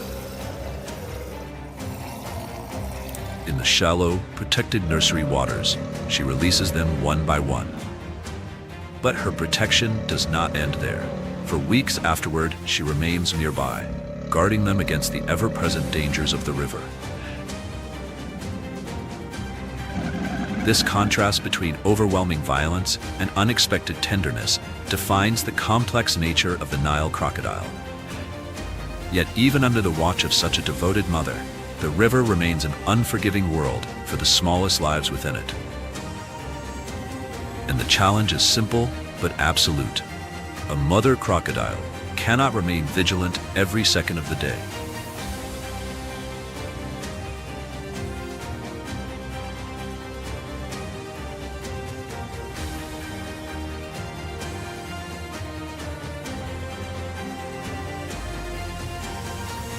The Nile monitor is Africa's largest lizard, with a body length reaching up to 2.4 meters.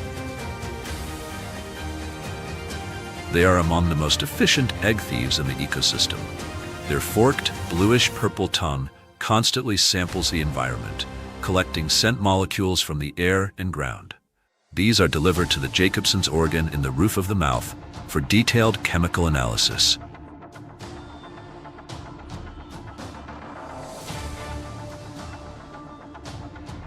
This system allows the Nile monitor to perceive its world through scent in 3 dimensions. It can pinpoint the exact location of a crocodile nest buried beneath thick sand from hundreds of meters away.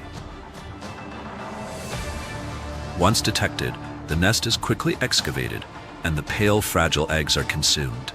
In some breeding seasons, this reptile is responsible for the loss of more than half of all crocodile eggs.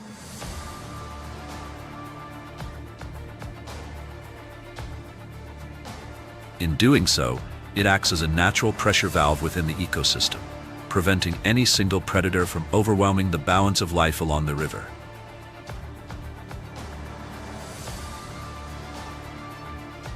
But the true master of these waters, the ultimate arbiter of life and death, is not the crocodile. It is the hippopotamus.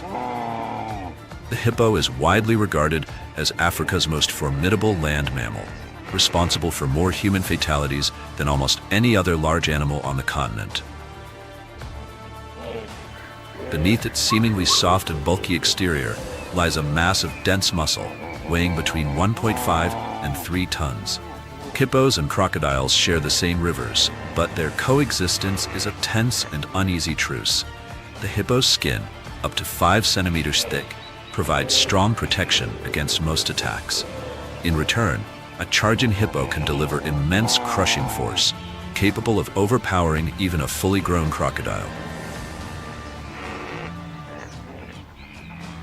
Specialized jaw anatomy allows it to open its mouth to an astonishing 150 degrees, revealing formidable tusks designed for defense and dominance. When night falls, hippos leave the water to graze, consuming up to 40 kilograms of vegetation. By day, they remain submerged to protect their sensitive skin from the sun. Their bodies secrete a reddish fluid known as hipposudoric acid, which acts as both a natural sunscreen and a powerful antibacterial agent.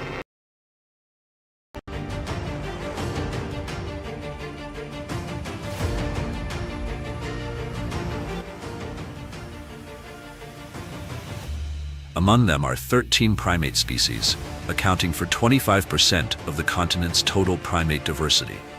Most prominent is the common chimpanzee, a primate with an omnivorous diet.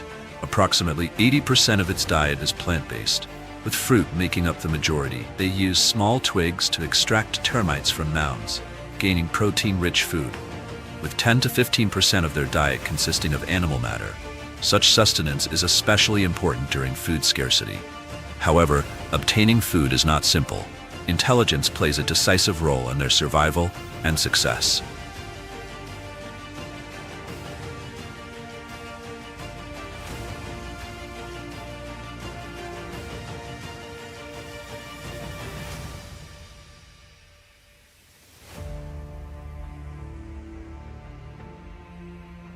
Among the primates in Nyungwe, the vervet monkey is another notable species. Although its genetic similarity to humans is lower than that of chimpanzees, it remains important in scientific research on behavior and genetics. They are considered ideal models for studying social behavior and biological conditions such as anxiety, high blood pressure, and diabetes. In St. Kitts, vervet monkeys have also adapted to scavenging human food waste, including fermented beverages, offering insight into behavioral adaptation under human influence. This is partly explained by their genetic makeup, as vervet monkeys share approximately 90.5% of their DNA with humans. Despite being less similar than chimpanzees, they still play a valuable role in research on behavior and environmental adaptation. The forest's first stirrings often originate from the olive baboon. A troop may range from 15 to more than 100 individuals, consisting of large males, females, and infants clinging closely to their mothers.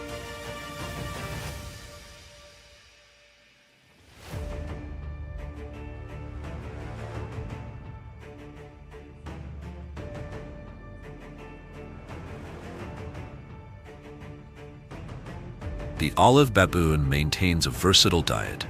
They consume fruits, seeds, leaves, insects, and even small vertebrates. Specialized cheek pouches allow them to store food temporarily, enabling them to travel while maintaining energy levels when traversing regions with limited resources.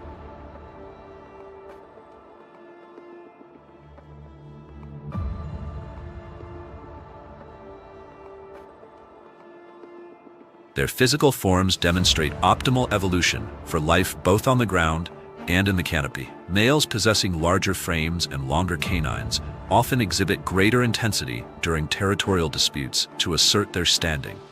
Both males and females maintain distinct social hierarchies. Females inherit their status from their mothers, creating enduring familial bonds, while males often engage in competition for authority to establish their position within the troop. Females often devote significant time to grooming one another. This behavior plays a vital role in reinforcing relationships between individuals. It helps stabilize social order, minimize friction, and ensure cohesion within the troop.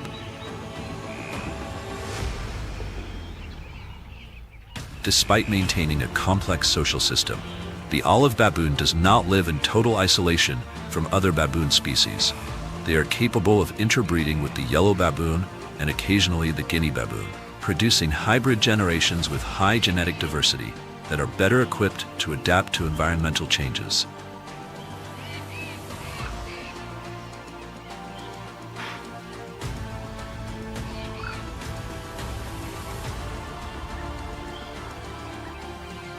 The ancient forest is a realm where various primate species share a collective space, and the Ruwenzori colobus troop blends into that rhythm of life in a truly unique manner.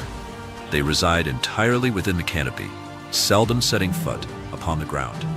The diet of the Ruwenzori colobus consists primarily of leaves. A three-chambered stomach allows them to efficiently process plant cellulose. Ruwenzori colobus live in groups with various social structures, including groups containing only a single mature male, while other groups feature multiple breeding males. Both males and females tend to depart from their birth troop upon reaching maturity.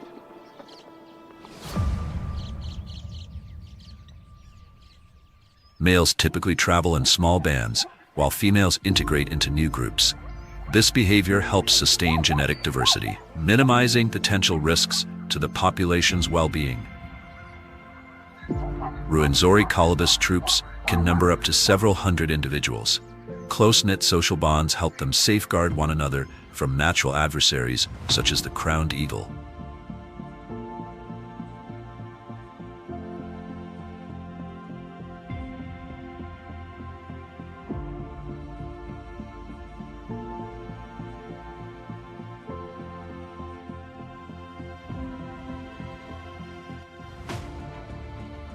The crowned eagle is the most powerful hunter of the African jungle. As a master of hunting beneath the forest canopy, it perches silently on high branches, awaiting the opportune moment. Possessing the ability to fly as silently as an owl, the crowned eagle approaches its target without emitting a single sound. A wingspan of 1.51 to 1.81 meters allows it to navigate easily through narrow passages in the forest. When pursuing intelligent primates, crowned eagles may hunt in pairs. Regarded as one of Africa's most formidable eagles, the crowned eagle can overcome targets weighing up to 20 kilograms, many times its own body weight. The period during which crowned eagle chicks are nurtured by their parents is the longest among birds of prey. They require up to 14 months to achieve independence. During this time, the parents must teach them how to hunt, define their territory, and shield themselves from potential threats. They gradually refine their hunting skills before departing the nest to seek their own domain.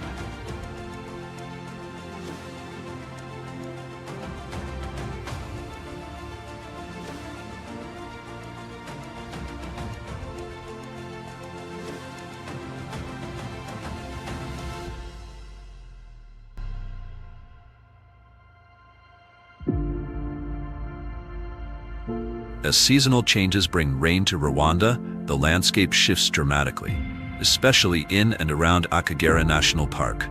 Located in eastern Rwanda, along the border with Tanzania, Akagera covers about 1,122 square kilometers and is named after the Kagera River, which feeds a network of lakes and wetlands. These ecosystems make up a significant portion of the park and form one of the largest protected wetland systems in the region.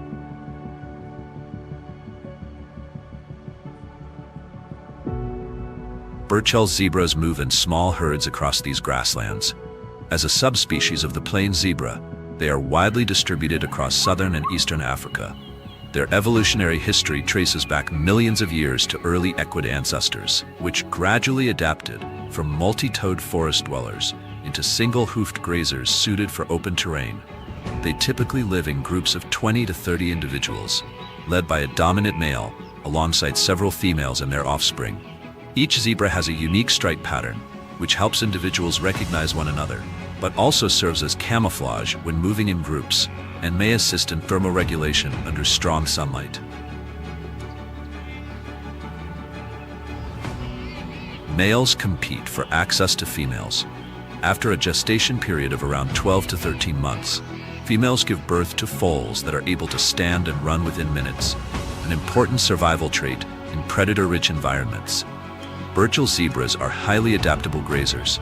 They can consume a wide range of grasses that other herbivores avoid, allowing them to thrive in varied conditions.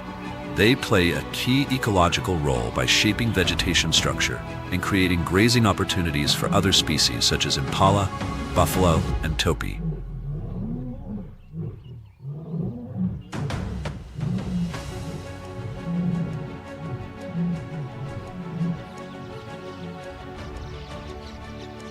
Akagera is also home to the Maasai giraffe, a subspecies introduced from Kenya in the late 20th century. Each giraffe has a unique coat pattern, and their extreme height allows them to survey the savanna from long distances, detecting both food sources and potential threats across the open landscape. But height also presents a significant challenge to their journey of existence. The Maasai giraffe has a heart weighing up to 11 kilograms, large enough to pump blood to the top of the head with pressure twice that of a human. When bending down to drink water, a complex vascular system must operate harmoniously to prevent a sudden drop in blood pressure. They cannot keep their heads lowered for too long, and every instance of drinking is accompanied by heightened vigilance. With a tongue nearly 50 centimeters long, they can pull branches filled with thorns without experiencing any harm. This species' diet primarily consists of leaves, bark, and occasionally succulent fruits. Each day, a mature giraffe requires up to 34 kilograms of food to maintain its massive frame. The Maasai giraffe can run at speeds of up to 60 kilometers per hour, fast enough to evade most of those who seek them on the savanna. With hooves 30 centimeters wide, each strike can deliver a powerful defensive blow to deter any potential threats.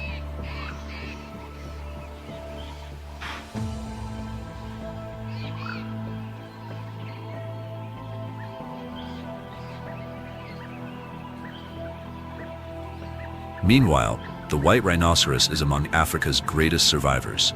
A mature male can stand up to 1.85 meters tall and weigh 3.6 tons, making it one of the largest land animals, second only to the elephant.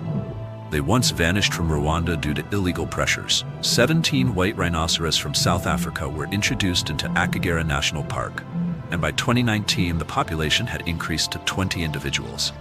Conservation measures are being implemented more vigorously than ever before.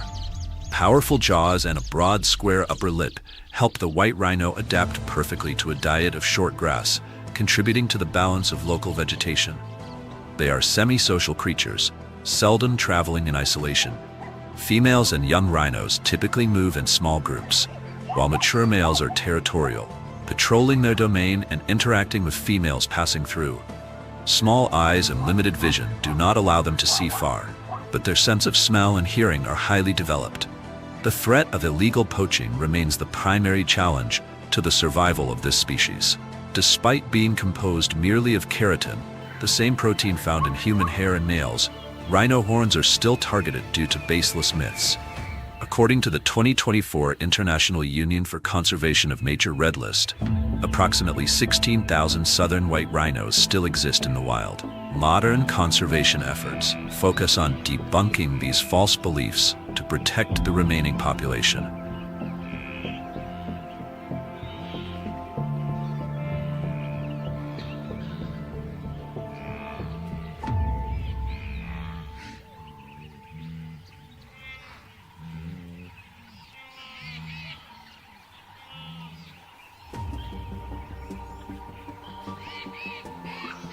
Rwanda is known as the Land of a Thousand Hills. This territory lies at the heart of the East African Rift System, one of the most geologically active regions on the planet. Here, the Somali tectonic plate is gradually separating from the Nubian tectonic plate, revealing immense fissures stretching from the Red Sea to Mozambique, forming the Albertine Rift. Along this fault line, volcanoes emerge from the earth, blanketing the region in lava and ash, contributing to the mineral-rich soil that Rwanda possesses today. With an elevation of 4,519 meters, Karisimbi stands as the highest peak in Rwanda. This mountain belongs to the Virunga Range, where active volcanoes still remain. Further to the east, the landscape of Rwanda transforms as hills gradually recede, giving way to grasslands and savannas stretching to the Tanzanian border.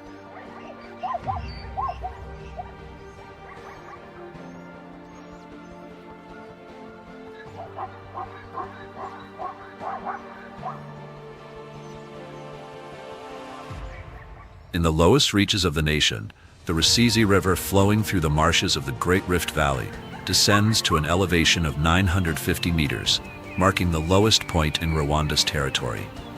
Rwanda also possesses 28 lakes of various sizes scattered across the country.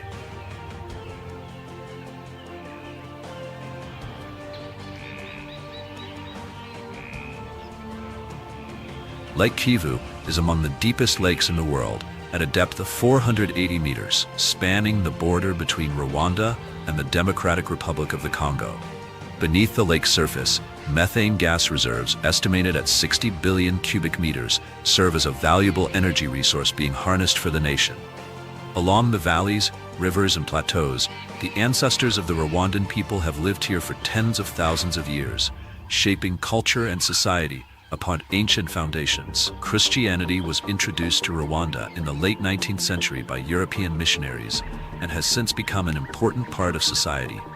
Currently, about 50.2% of the population follows Protestantism, 44.3% adheres to Roman Catholicism, around 2% is Muslim, and the remainder follows traditional beliefs or has no religious affiliation. Kinyarwanda is the primary language, widely used alongside English and French. From the communal spirit of Umuganda to the Kwita Izina gorilla naming ceremony, the culture of the people is deeply intertwined with nature.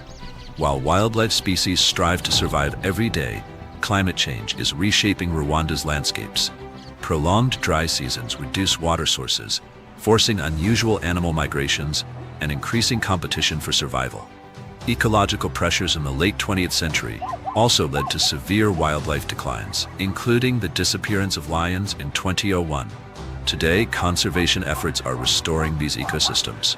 Mountain gorillas, once critically threatened due to habitat loss and poaching, now remain a symbol of recovery. At the same time, human expansion continues to challenge the balance between development and wilderness.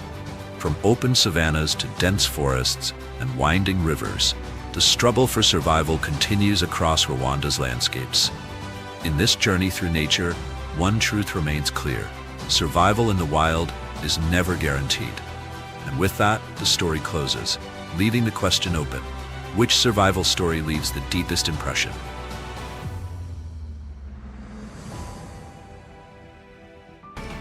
As the winds sweep across the Busanga plains, they carry with them the dry scent of earth and the ripeness of sun-baked grass.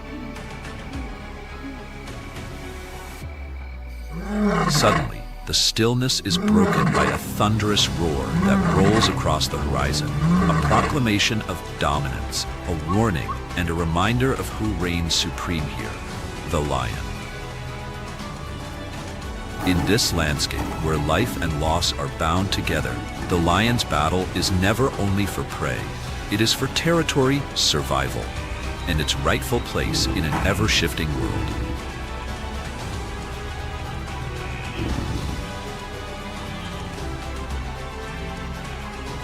The lion is more than a hunter. It is a legacy. Fossil and genetic records reveal that their ancestors once roamed across Africa, Asia, and Europe for hundreds of thousands of years. In Busanga today, they remain the cornerstone of the ecosystem, shaping balance through instinct, precision, and strategy.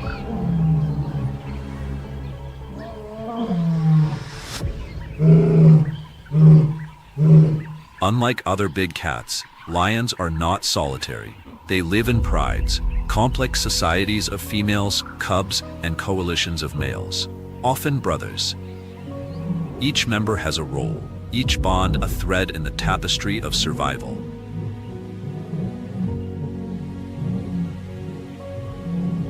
The mane of a male is more than decoration. It is a banner of power. Dark and thick, it signals health, strength, and the ability to defend the pride against all threats.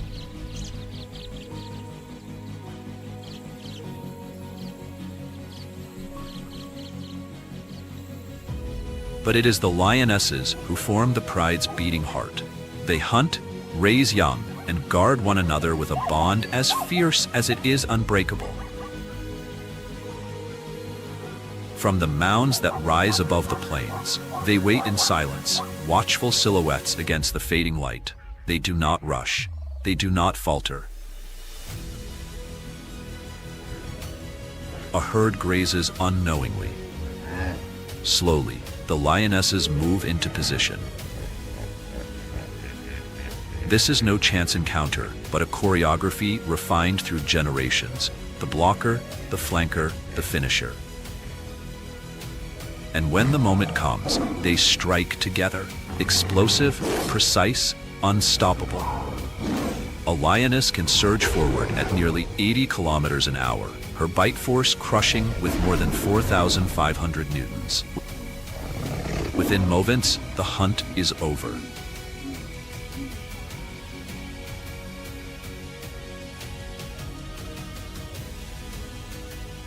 For larger prey, such as buffalo, the males descend with devastating force.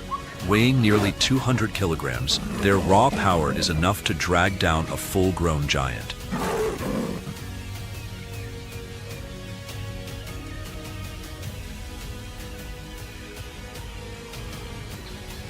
Yet amidst this raw power lies a fragile truth. In recent years, Busanga has offered glimmers of hope. Between 2021 and 2024, lion numbers here average nearly 4 individuals per 100 square kilometers, an estimated 358 lions, adults and cubs alike. Conservation efforts, GPS tracking, protective zones, and anti-poaching measures have lifted survival rates and increased reproduction by nearly 30%.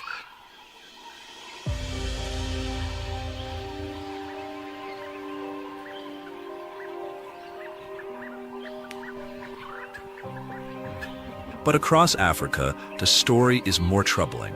Lion populations have plummeted by as much as 3/4 in just half a century.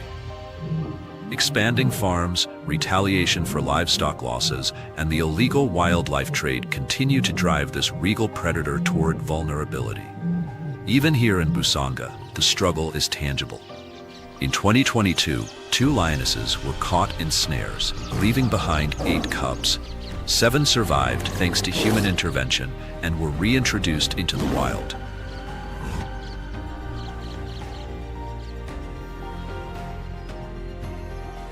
And still, the lion carries whispers of its past. Cubs are born marked with faint spots, reminders of their patterned kin. Jaguars, leopards, cheetahs. For some, those ghostly markings linger into adulthood, subtle echoes of evolution etched into their skin. The lion is not just an apex predator. It is a living chronicle of survival, of decline, and of hope for redemption in the wild heart of Africa.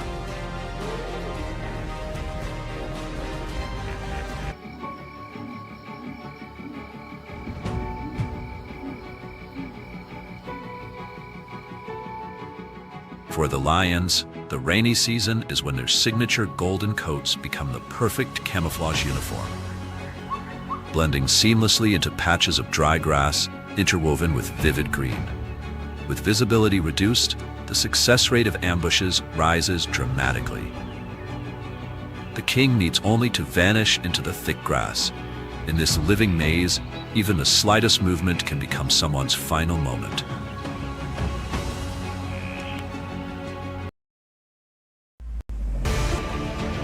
As the first light reaches the summit of Kilimanjaro, a land forged by fire, stone, and time begins to awaken beneath an ancient sky.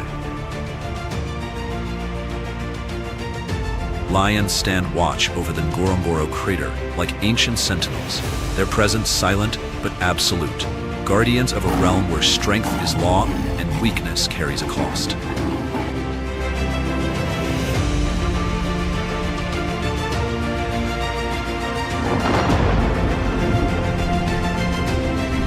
Rain returns to the land, and the Serengeti breathes green once more, but renewal here is never gentle, and abundance is fleeting.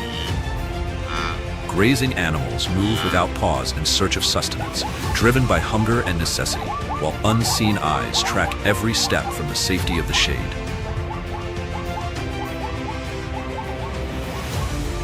In this landscape, every movement is calculated, every decision measured against survival itself.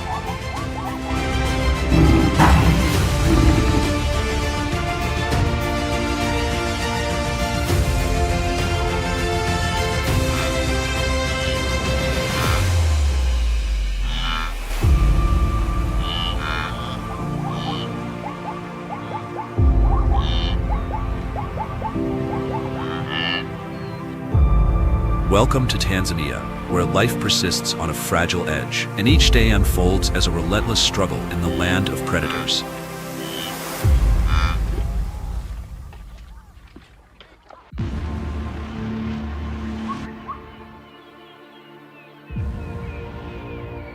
The most profound story of Tanzania begins on the endless savanna, where the Serengeti stretches to the horizon like an unbroken green sea, and the ancient struggle for survival plays out among the largest animals ever to walk the earth.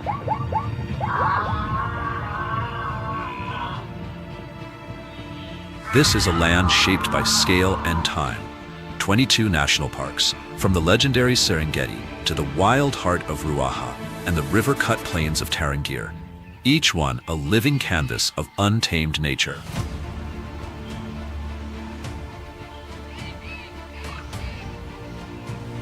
Here, more than 430 species of mammals coexist. In a country many times smaller than the United States, nearly the same number of mammal species thrives, an extraordinary concentration of life found in few places on Earth. Across arid savannas, wetlands, and dense tropical forests, over 330 species of reptiles endure, silent witnesses to an ecosystem built on resilience. Above it all, the skies come alive. More than 1,100 species of birds take flight, including 11 found nowhere else on the planet. Nearly 38% of Tanzania's land is protected, an unparalleled commitment to conservation, where wilderness is not merely preserved, but deliberately defended for generations yet to come.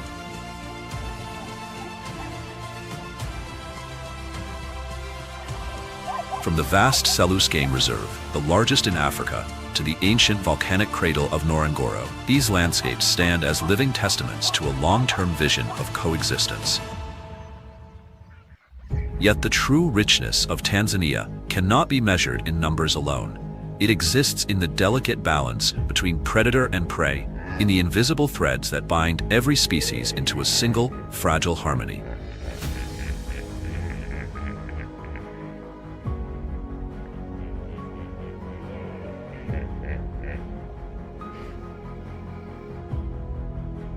Tanzania remains one of nature's greatest gifts, a place where wildlife still rules, where landscapes breathe with life, and where the wild endures as it always has.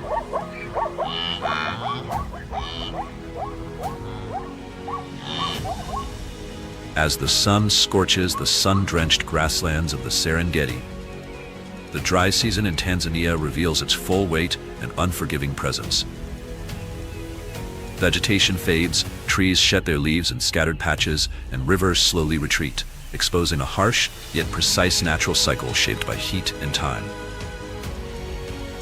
The ground fractures beneath the relentless sun, and streams that once brimmed with water leave behind quiet, shallow pools, drying yet still holding just enough to carry a fragile thread of hope. This is not a season of decline, but a relentless test of resilience, where every creature must endure one day at a time.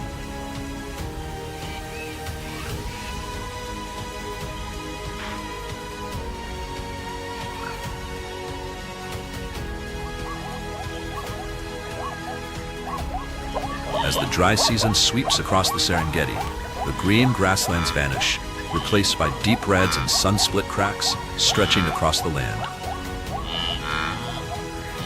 Surrounded by Serengeti National Park, the Ngorongoro Conservation Area, and Maswa Game Reserve, this region becomes the ecological command center of Tanzania.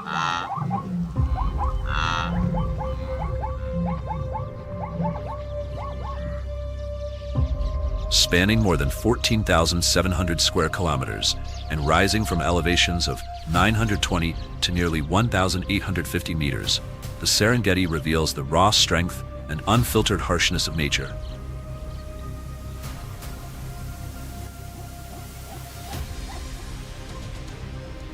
From May to October, the dry season reshapes the entire landscape with depletion and silence, as the Grumeti and Mara rivers shrink into narrow ribbons of water, weaving fragile lifelines through the parched earth.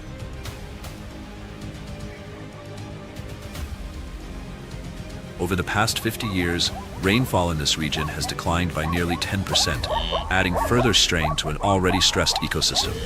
Temperatures can soar beyond 50 degrees Celsius, turning the ground into a blistering surface, where every step becomes a test of endurance and instinct.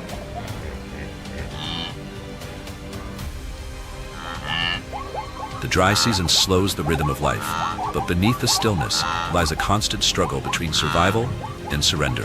Herds of wildebeest and zebra travel hundreds of kilometers in search of water and fresh grass, leaving behind a trail of resilience etched into the dust.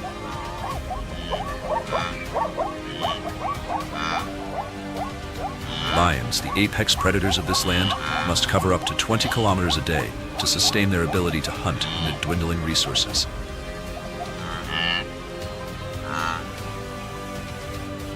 Every river, every patch of shrubland, and every gap between the Copier rock formations forms a vital link in this finely tuned ecosystem. Hyenas and cheetahs help regulate prey populations, preventing overgrazing and preserving balance and long-term sustainability. Scavengers such as vultures serve as nature's final custodians, clearing the land and ensuring the environment remains healthy and free of disease. No creature is expendable in the Serengeti, for every life holds purpose and contributes to the delicate balance of this extraordinary system.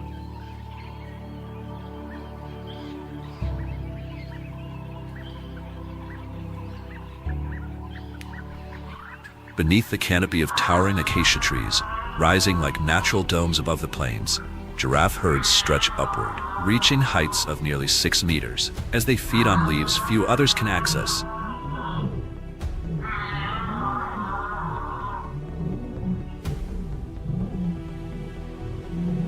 The northern giraffe, an endurance symbol of Tanzania, stands across the savanna like living pillars, bridging sky and earth.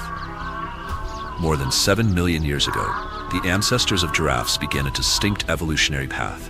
Their long necks formed not by additional vertebrae, but by the remarkable elongation of each one. The ability to reach food beyond the grasp of others granted them a lasting advantage, securing their place in the struggle for survival.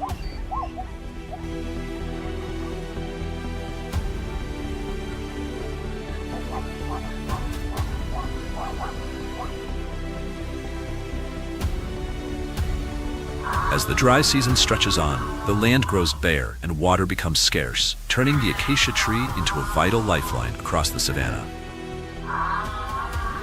The northern giraffe can consume more than 34 kilograms of leaves each day, aided by a tongue nearly 45 centimeters long, thick-skinned and flexible enough to withstand the acacia's sharp thorns. More than a tool for reaching lofty branches, this remarkable tongue is a key adaptation, allowing the giraffe to thrive where others cannot.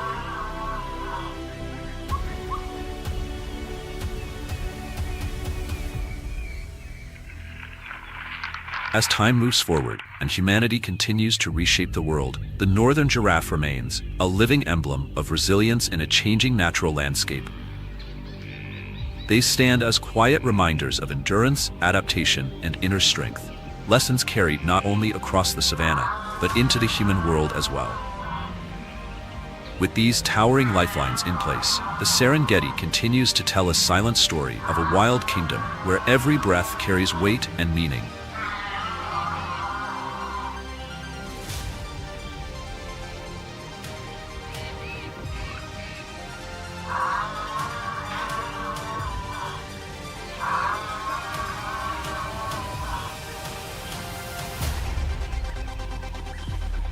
Under the harsh sunlight of the dry season, where each brittle blade of grass rises from cracked earth, warthogs continue their steady march across the plains. With sturdy bodies, thick skin, and upward curving tusks like primitive tools, they embody survival through adaptation in the searing heat of the savanna.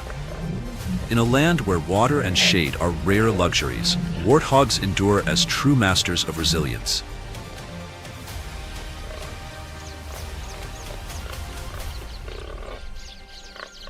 Over millions of years, they have evolved for a life of constant movement and relentless digging across Africa's grasslands. Their snouts, powerful yet sensitive, allow them to forage for food and burrow deep into hardened soil in search of hidden moisture. Tusks, reaching up to 25 centimeters in length, serve not only to break ground, but also as formidable defenses against predators. When streams vanish and the earth turns to stone, warthogs do not retreat. They dig with persistence, uncovering roots and water-storing tubers buried beneath the surface. The shallow pits they leave behind do more than sustain them alone, offering temporary water sources to other creatures, from birds to antelope.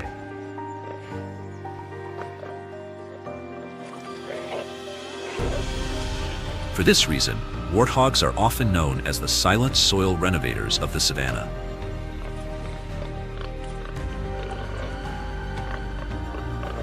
Though their appearance may seem rugged and unrefined, warthogs live within a clear social structure, forming small groups known as sounders, moving together in search of food.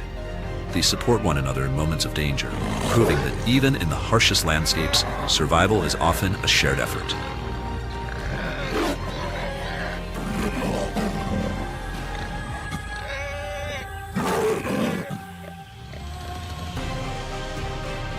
When escape becomes necessary, they can run at speeds of up to 48 kilometers per hour, their tails raised upright like small warning flags, signaling danger to the herd as they flee across the open ground.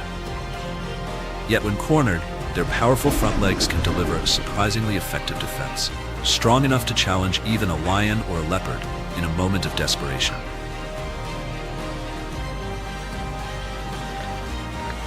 Within the biological rhythm of the savanna, warthogs play a quiet but essential role as cultivators of the land. Each time they dig, the hardened soil is softened, preparing the ground for new plants to emerge when the rains finally return. Seeds carried through their diet are spread across the plains through their droppings, breathing renewed life into the vegetation. The burrows they carve for survival often become the first footholds for fresh growth, offering shelter and opportunity to countless other species.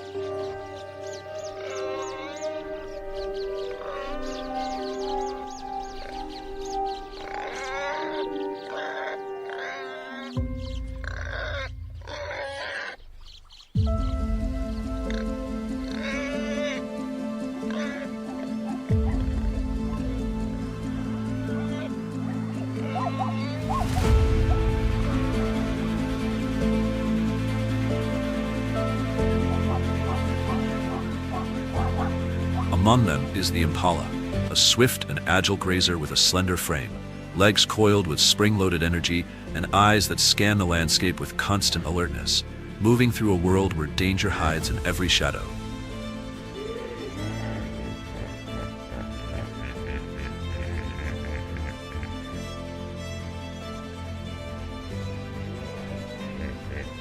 It does not merely survive. It moves as if it is dancing, gliding across the plains with speed, balance, and absolute control. To endure in this unforgiving land, the impala relies on more than instinct alone. In moments of life or death, it can reach speeds of up to 96 kilometers per hour, pushing its body to the limits of endurance. But speed alone is never enough against expert hunters. A single leap can carry the impala more than 10 meters forward and up to 3 meters high, a sudden burst of motion designed to confuse, evade, and escape its pursuers.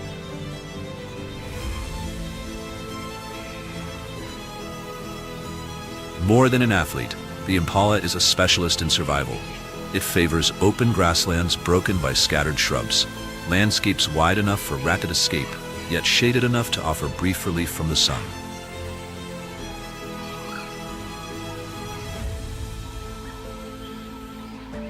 The dry season is the harshest trial of the year.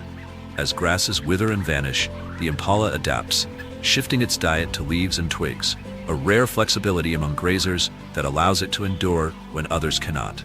Its most powerful defense, however, is unity. Herds can swell to nearly 100 individuals, forming a living network of vigilance where many eyes detect danger long before it strikes.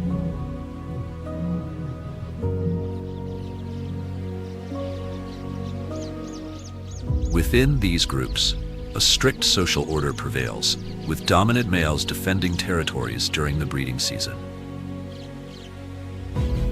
Their clashes are more than rivalry.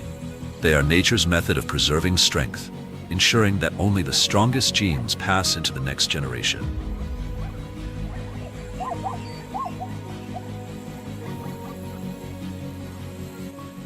Yet the life of the impala is not defined by motion alone. It is a vital link within the Serengeti ecosystem. As a primary prey species for lions, cheetahs, and leopards, the impala helps maintain balance across the food chain. At the same time, it spreads seeds through its droppings, quietly aiding the renewal of the savanna after each relentless dry season.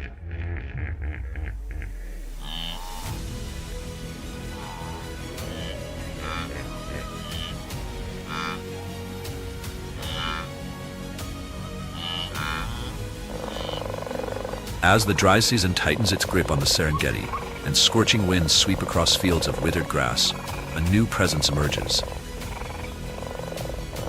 The cheetah appears as a silent silhouette along the edge of the sun, drifting through the heat without a sound. From its careful steps to its focused, unblinking gaze, reflects the precision of a hunter born for speed.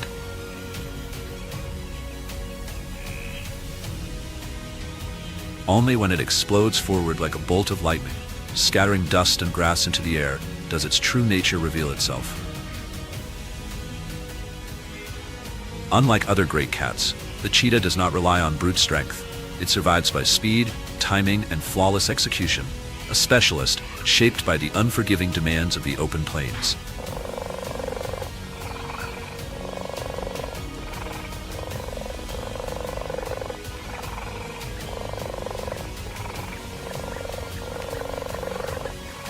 There is no need for the thunderous power of lions nor the silent brute strength of leopards. For the cheetah, speed is everything. It is a refined evolutionary gift, shaped by millions of years of natural selection. To achieve it, the cheetah has traded weight and raw power for lightness and efficiency. Weighing little more than 57 kilograms, its body is finely tuned for acceleration. A flexible spine bends and coils like a compressed spring, allowing each stride to stretch as far as 7.5 meters in a single bound. Its long muscular tail acts as a rudder, stabilizing sharp turns and maintaining balance at extreme speeds.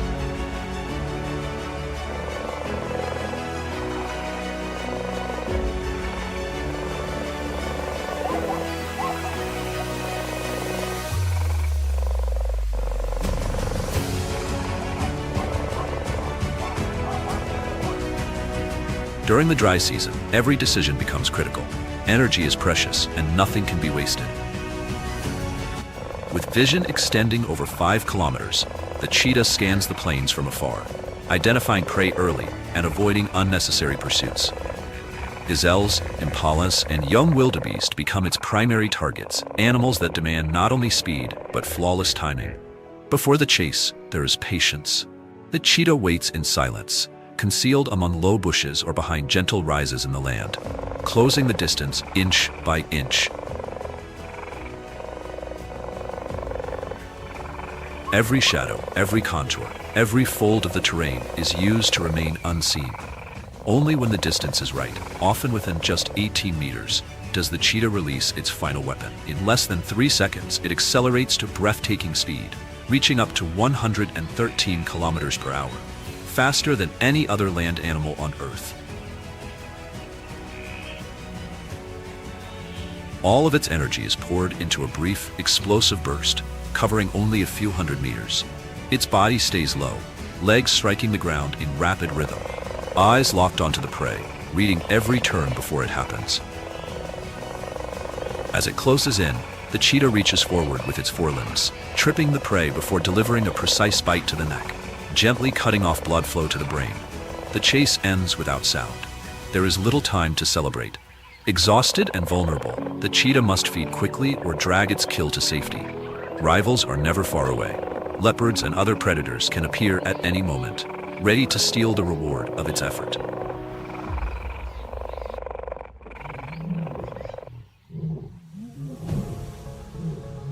As the dry season tightens its grip on the Serengeti, ancient granite outcrops rise from the plains like silent monuments of time. These copies are the realm of another master hunter, the leopard.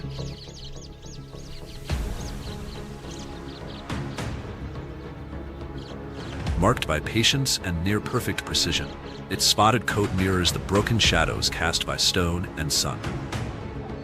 This camouflage is no accident. It is the result of millions of years of adaptation, a design perfected for ambush. The leopard does not merely blend into the landscape, it dominates it. Every rock, every ridge, every elevated perch becomes part of its strategy. Its evolutionary history stretches back more than 2 million years, shaped by survival across some of the harshest environments on Earth. That versatility has made the leopard one of the most widespread big cats alive. Here in the Serengeti, it becomes an artisan of silence. From the kopjes, it watches the plains with a cold, focused gaze, every movement of prey carefully measured.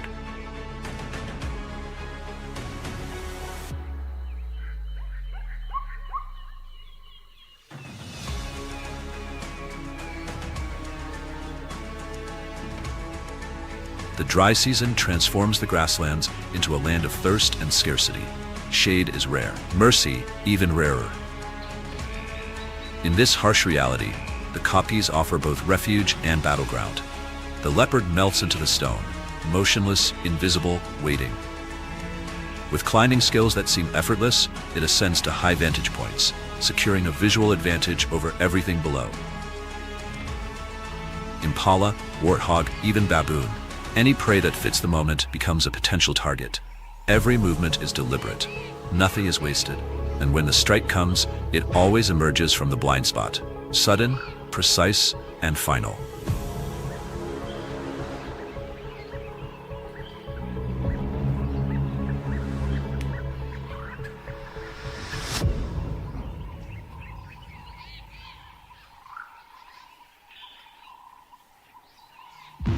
When the moment draws near, the leopard emerges from the shadows. Each step is soundless, weightless, as if the earth itself does not feel its presence. It closes the distance to within 6 to 9 meters, and then, without warning, it explodes forward. Powerful jaws clamp onto the neck, cutting off blood flow to the brain. The outcome is swift, almost instantaneous. With a success rate of around 40%, the leopard ranks among the most efficient hunters in a world where failure is far more common than victory.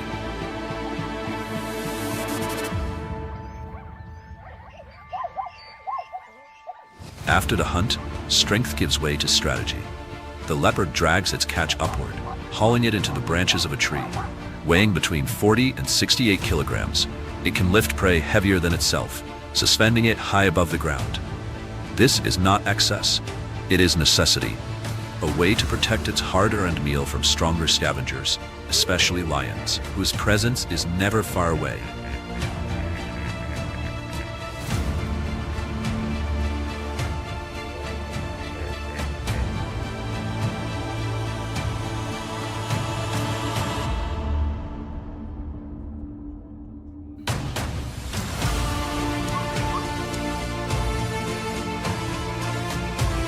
In the blistering heat of the Serengeti dry season, as dust swirls and scorched grass crackles beneath the wind, another figure steps forward, the lion. There is no crown upon its head, yet it rules the plains, not through strength alone, but through strategy, coordination, and unity.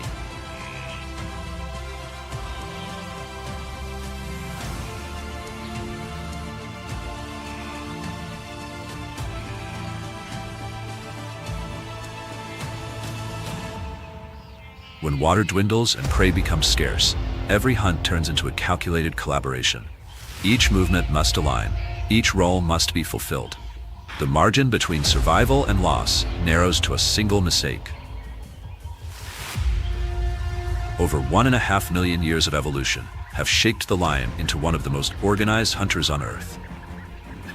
Unlike most big cats, which live and hunt alone, lions have evolved a pride-based society, a social structure that amplifies their power. Each pride typically consists of 5 to more than 10 individuals, with lionesses forming the core of the hunting force.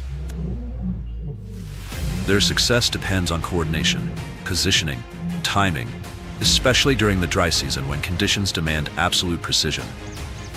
When facing prey head-on, the lion unleashes its full physical force. Weighing between 150 and 250 kilograms, it can bring down large animals with a single, decisive pounce and a crushing bite to the neck. Yet even after a successful hunt, danger does not fade. Hyenas linger at the edges, watching, waiting for an opening. The lions must eat quickly, defend their kill, and protect their pride, all at once.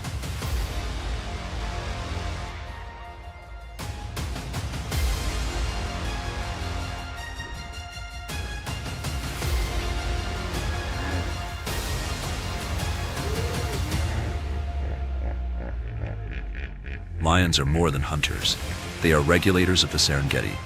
By controlling herbivore populations, they prevent overgrazing and protect the fragile balance of plant life. What remains of their meals sustains scavengers like vultures and jackals, completing the nutrient cycle of the grasslands.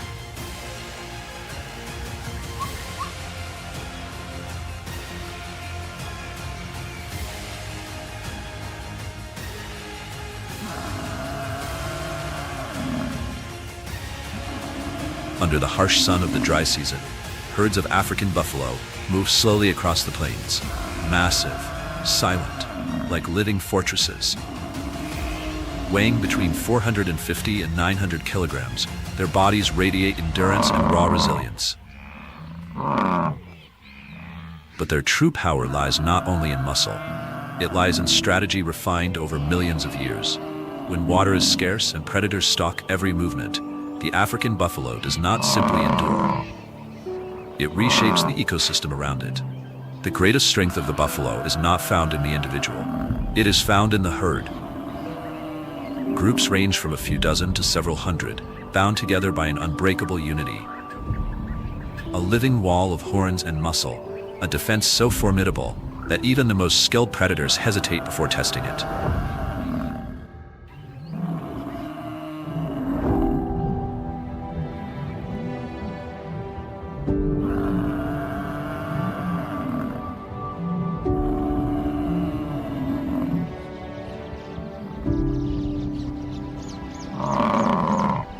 During the dry season, buffalo herds are drawn toward the few remaining waterholes.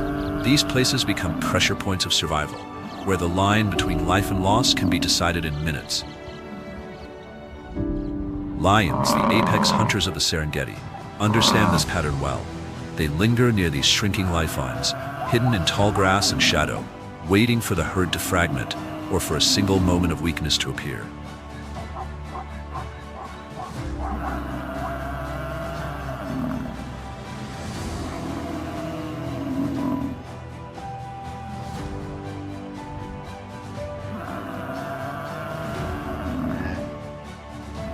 Or becomes scattered. African buffalo is no But easy the target. African At the buffalo first is sign no of easy danger, target. the herd transforms. At the first sign of threat, Individuals the shift herd position, swiftly speed, and shifts purpose, into a defensive forming a formation. defensive ring. Mature Mature adults move individuals outward, form a horns solid angled circle, toward the threat, horns shielding facing calves and outward, weaker members shielding the within. young and What vulnerable emerges is within. not chaos, but This structure, structure acts an as an instinctive instinctive fortress, where every where position every matters. position has purpose.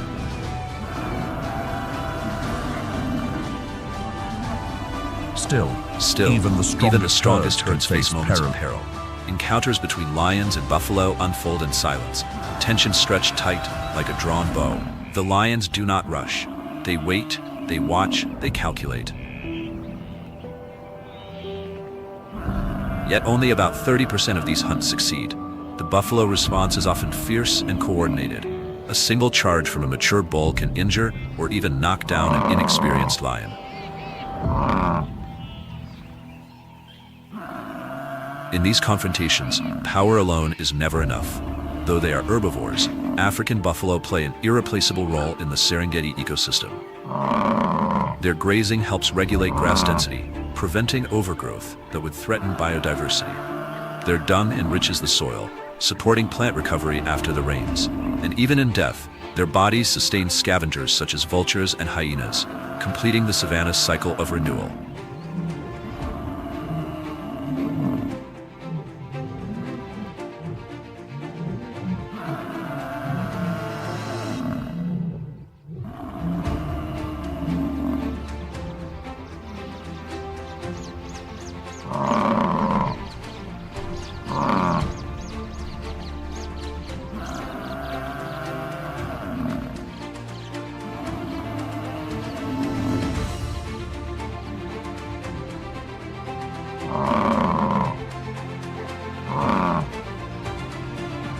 As the Tarangaya River begins to recede beneath the relentless dry season sun, the land is laid bare. Cracked earth, dust-coated plains. This region, stretching across thousands of square kilometers of semi-arid ecosystem, becomes defined by a single remaining flow. The Tarangaya River turns into a lifeline, a final anchor for wildlife during the harshest months of the year.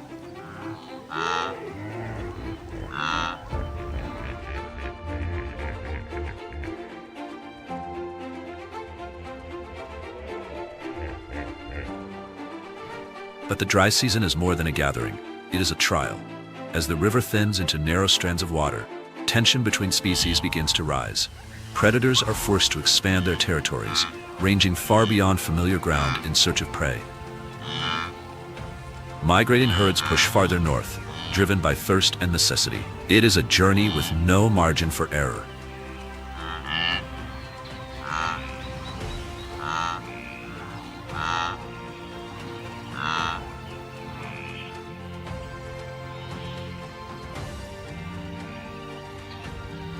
Under the intense sun of the Tarangire dry season, the remaining waterholes become more than a refuge for hippos. They become lifelines for dozens of species. Here, the role of the hippopotamus rises beyond that of a survivor. They help sustain the final pulse of the aquatic ecosystem, where every drop carries the weight of life.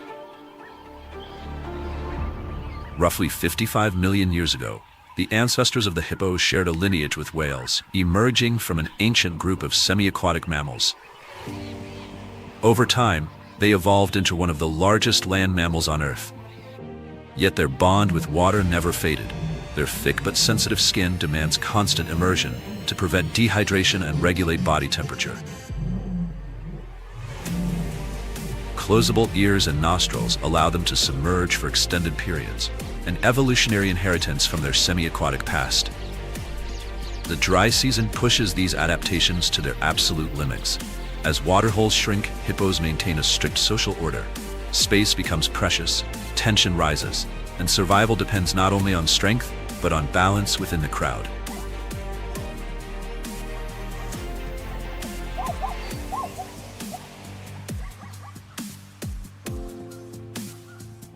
A typical hippo group consists of 10 to 30 individuals, led by a dominant male who fiercely defends the shared waters for females and young. As temperatures rise, they press close together in the shallows, their massive bodies churning the mud, creating shade and trapping precious moisture, not only for themselves, but for countless other creatures that depend on the same shrinking refuge. They leave the safety of the water and move silently across the land in search of grass, traveling up to 5 kilometers in a single night.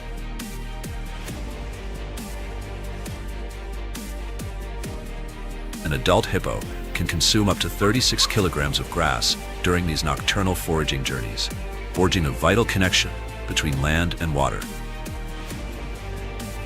Yet the hippo's role in the ecosystem extends far beyond what it consumes. Its waste, rich in organic nutrients, becomes a primary lifeline for algae and aquatic plants, especially during prolonged droughts.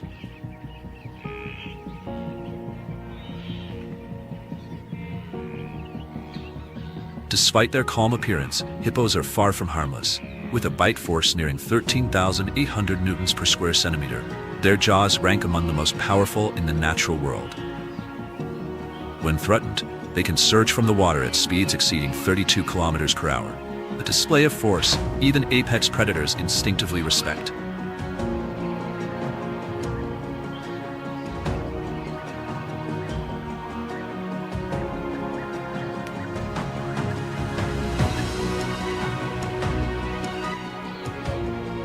During the dry season, Tarangire transforms into a vast gathering ground as thousands of animals from distant regions converge on its remaining water sources. Herds of savanna elephants move across the parched land with quiet majesty, each step pressed into the sun-scorched earth like a signature etched into the cycle of life. Their sheer presence forms a breathtaking spectacle and underscores the vital importance of this land. Here, every drop of water, every patch of shade, and every movement is tightly bound to the survival of all wildlife. Around 7 million years ago, the ancestors of savanna elephants began diverging from their forest-dwelling relatives, adapting to life on the open grasslands. Over countless generations, they evolved into giants, weighing up to 6,000 kilograms. Their vast ears function as natural cooling systems, while an extraordinary memory allows them to recall ancient migration routes, hidden water sources, and inherited knowledge passed down through the herd.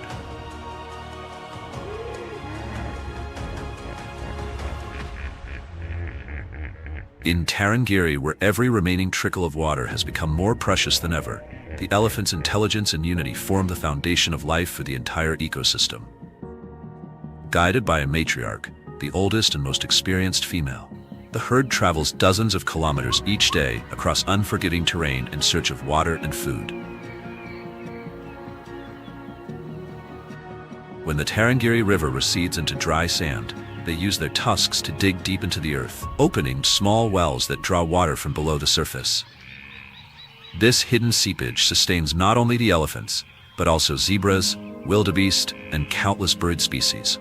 Their versatile trunks, capable of lifting up to 350 kilograms, draw water with careful precision, as if each drop carries the weight of survival itself. Each day, an adult savanna elephant consumes around 136 kilograms of vegetation, from grasses and leaves to bark. As they feed, move, and disperse their waste across the land, they scatter seeds encased in nutrient-rich dung. When the rains finally return, these seeds take root, restoring the vegetation where the elephants once roamed. More than the largest grazers on the savanna, they are silent gardeners, sustaining life throughout Tarangire.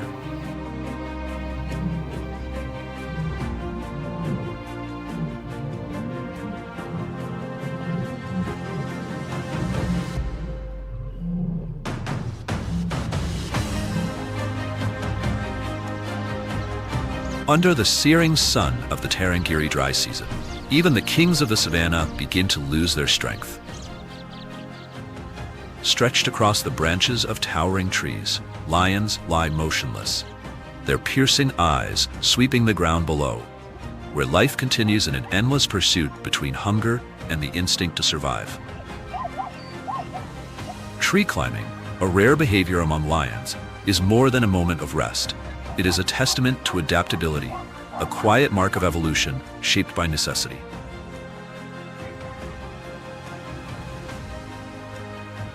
In places like Tarangire and Lake Manyara, where temperatures can soar beyond 49 degrees Celsius, climbing acacia and baobab trees becomes a means of escape from the relentless heat and the biting insects that thrive below.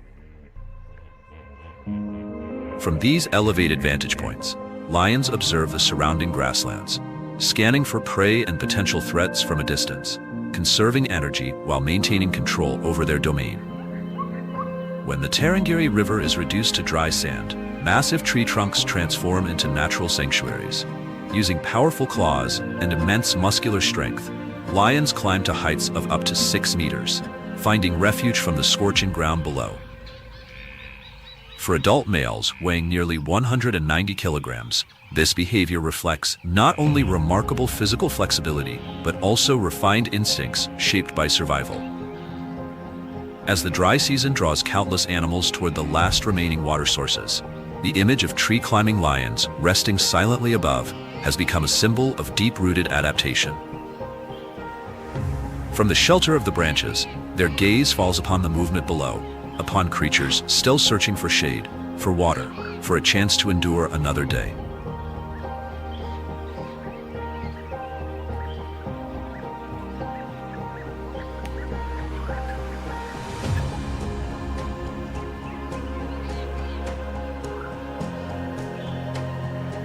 Under the unforgiving sun, when every drop of water becomes as precious as gold, herds of savanna elephants move steadily across the cracked and parched earth. Even these giants are not beyond the attention of hungry lions, predators constantly probing for opportunity in a land stripped of abundance. Encounters between elephants and lions are clashes between intelligence and predatory instinct. Over millions of years, elephants have evolved a brain weighing nearly 5 kilograms, the largest of any land animal, granting them extraordinary memory and awareness. They recognize danger, recall the sites of past ambushes, and respond with calculated precision. Led by the matriarch, the oldest and most experienced female, the herd moves as a single coordinated force, unified with the efficiency of a living survival machine.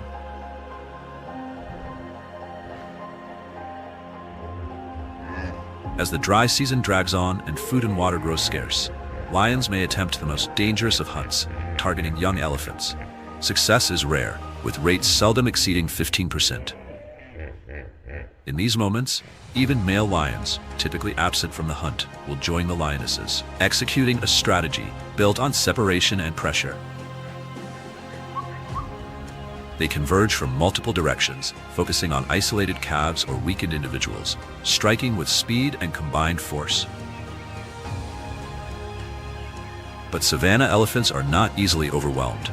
At the first sign of danger, the herd gathers swiftly into a defensive formation. Mature elephants with long tusks take position along the outer perimeter, forming an unbreakable barrier around the calves, sheltered at the center. Each thrust of a tusk, each powerful kick, carries the force to inflict serious injury, even to bring down the boldest predators. Yet strength alone is not their only defense. Elephants communicate through sound and movement, coordinating their response with remarkable clarity. Trumpeting calls echo across the plains, warning not only the herd, but other species nearby. A sharp swing of the trunk, a thunderous stomp against the earth. Each gesture delivers an unmistakable message of danger. Their intelligence reveals itself further in their ability to remember ancient routes and hidden water sources, knowledge passed down to generations, guiding them through the harshest trials of the dry season.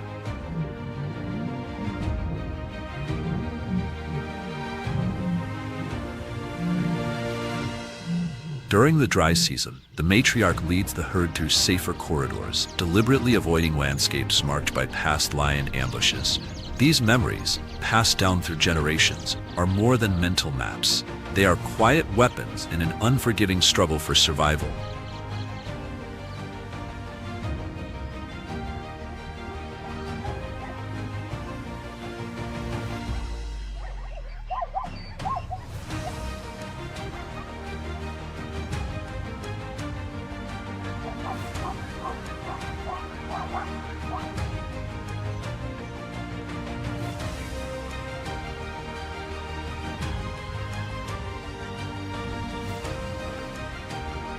Tarangire is home not only to giants of the savanna, but also to more than 550 species of birds. Among them stands the world's largest bird, the Maasai ostrich.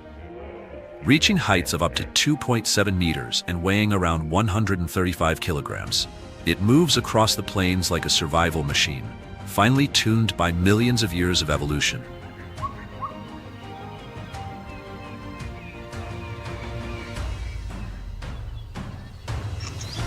Around 40 million years ago, the ancestors of ostriches began their transition into dry, open landscapes. Unlike most birds, they abandoned flight in favor of speed and raw power on land.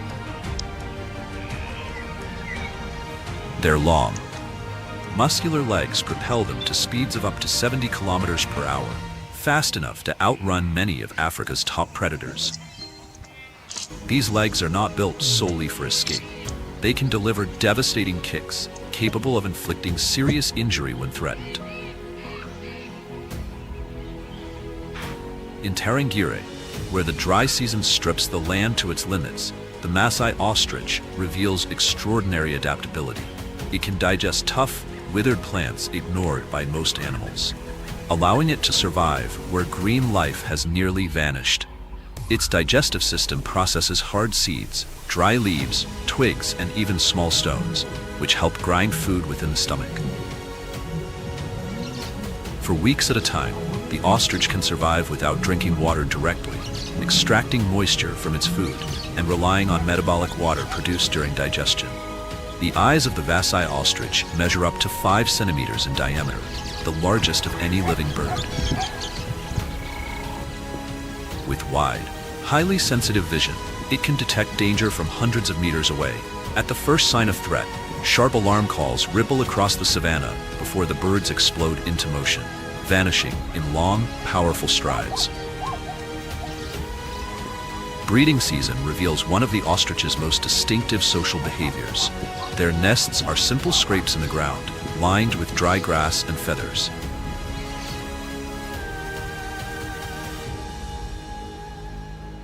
Each nest may contain 10 to 15 eggs, each weighing more than 1 kilogram and protected by thick shells designed to endure intense heat and deter predators. At night, the male incubates the eggs, his dark plumage blending seamlessly into the shadows. By day, the female takes over, her lighter feathers merging with the sunlit grasslands. This shared responsibility is more than cooperation. It is a perfectly evolved camouflage strategy, safeguarding new life in an exposed world. Maasai ostriches also play a quiet but vital role in the savanna's biological cycle. They disperse seeds through nutrient-rich droppings. When the rains finally return, these seeds germinate, restoring vegetation to lands hardened by months of drought.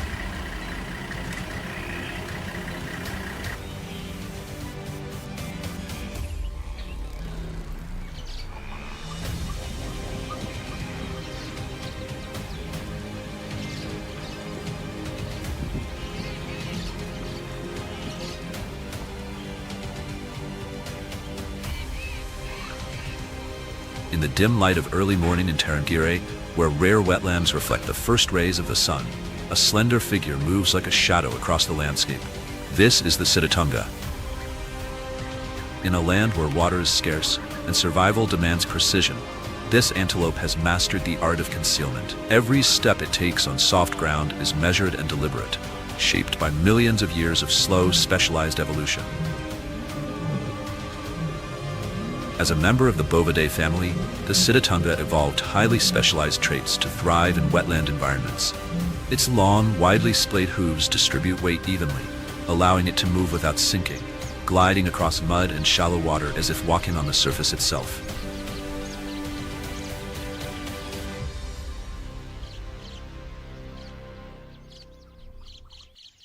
Weighing between 45 and 115 kilograms, their bodies strike a rare balance between stability and agility, a crucial advantage in semi-aquatic environments, where land and water constantly overlap.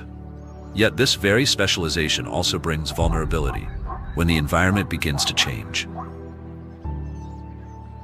During the dry season in Tarangire, water levels drop dramatically, shrinking their natural range and compressing life into smaller, more dangerous spaces. As predators such as lions, leopards, and hyenas expand their territories in search of prey, the wetlands become the Sitatunga's last refuge, the only place where their unique biological traits still provide a decisive edge for survival. Their large ears, finely attuned to sound, combined with vigilant eyesight, allow Sitatungas to detect danger from great distances, even while concealed within flooded grasses. When threatened, their instinct is not to flee in panic, but to retreat silently into the water, lowering the entire body beneath the surface, leaving only the nostrils exposed for breath.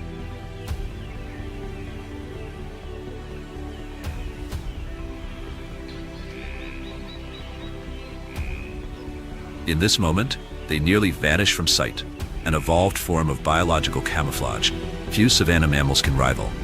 Their ability to swim is not merely a defensive tactic, but a gateway to food sources beyond the reach of most grazers. They feed on aquatic plants such as swamp grasses, roots, and floating leaves, resources often ignored by other herbivores. A complex digestive system enables them to extract nutrients from tough, fibrous material, ensuring a steady supply of energy throughout the harshest stretch of the dry season.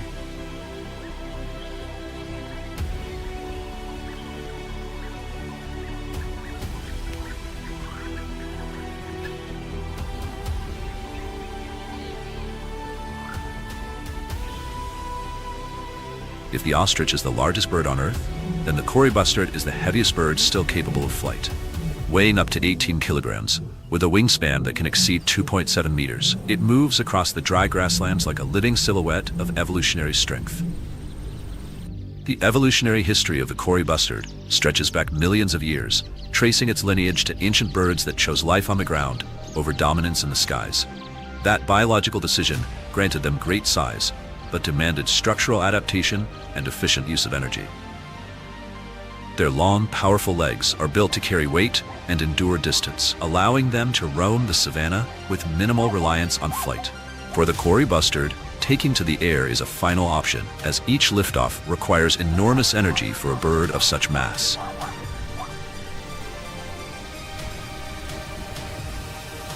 In Tarangire, as the dry season turns soil to dust and water into a scarce resource, the Kori bustard reveals a remarkably flexible survival strategy.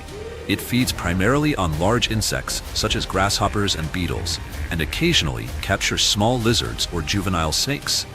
With slow, deliberate steps, it disturbs the brittle grass, flushing prey from hidden cover. At precisely the right moment, its beak strikes with sudden speed, executing a clean and efficient hunt without urgency. Despite its imposing size, the Kori bustard is not immune to predators such as lions, leopards, or spotted hyenas. Its primary defense is stillness. By freezing in place and relying on plumage patterned in browns, grays, and whites, it blends seamlessly into the scorched landscape. If danger closes in, it may respond with a powerful kick from muscular legs, or erupt into flight with a forceful burst of wing beats, strong enough to deter mid-sized predators. Within the Tarangire ecosystem, the role of the Kori bustard extends far beyond its own survival. It helps regulate populations of insects and small reptiles, contributing to balance within the food web during the dry season. Through digestion and waste, it also disperses seeds from grasses and shrubs, aiding vegetation recovery when the rains finally return. Each measured step it takes across the savanna is not merely an act of endurance, but the quiet movement of a living ecosystem at work.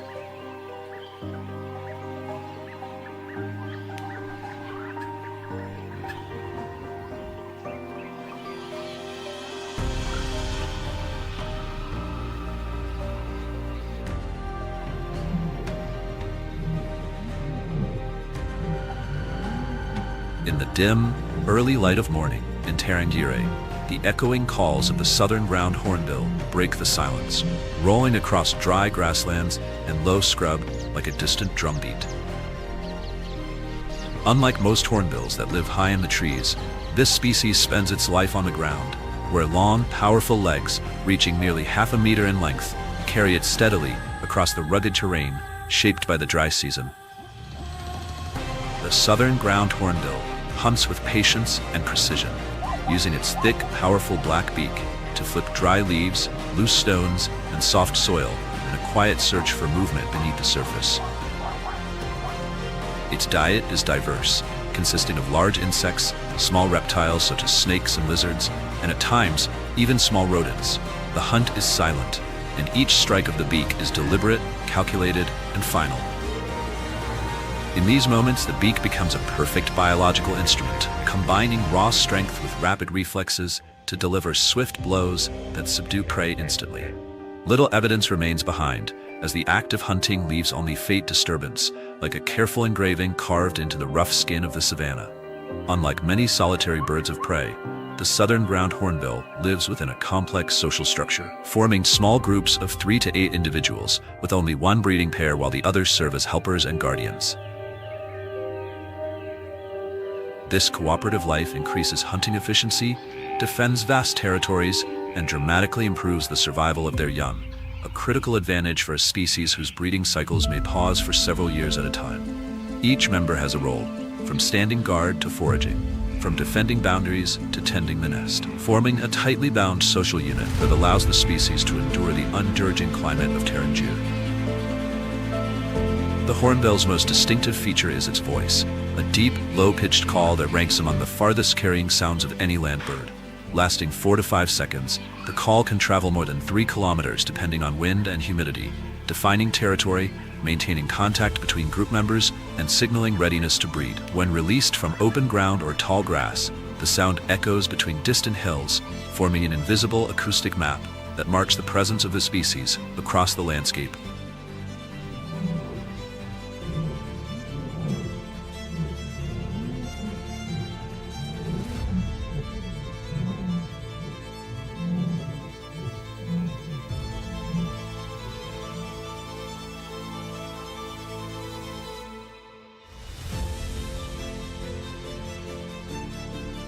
After weeks beneath a relentless sun and across cracked, exhausted earth, the inhabitants of the wild begin to sense the first signs of change. The rains are coming.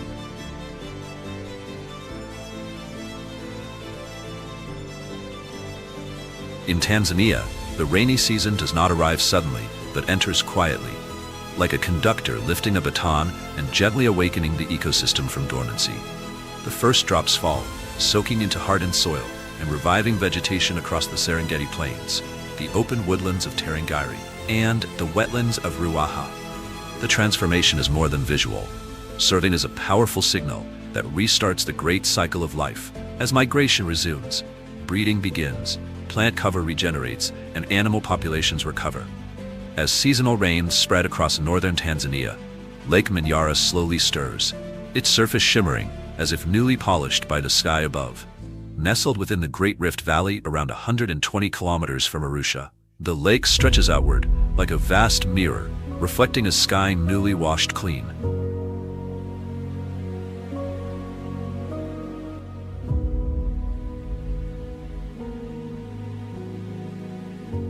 Lake Manyara has an average surface area of around 230 square kilometers. But when the rains arrive in abundance, its waters can expand dramatically to nearly 330 square kilometers, while the shallow depth of roughly 3 meters increases just enough to allow dense aquatic vegetation to flourish. Along the lake's edges, flooded grasslands begin to form, creating a refuge for an extraordinary diversity of wildlife. And when seen from above, the landscape resembles a living painting, where lush green vegetation blends seamlessly with vast bands of pink flamingos, all reflecting the sun's shimmering light across the water's surface. These nutrient-rich waters do more than revive grasses. They reignite the rhythms of life for large mammals drawn to the lake's margins, where hippopotamuses rest beneath the surface like submerged fortresses, rising only occasionally to breathe or graze along the shoreline. This behavior plays a subtle but vital role in maintaining ecological balance, reducing competition among species, and shaping the structure of the ecosystem itself. During the rainy season, Lake Manyara transforms completely, awakening with the first showers as the landscape shifts like a moving canvas brought suddenly to life.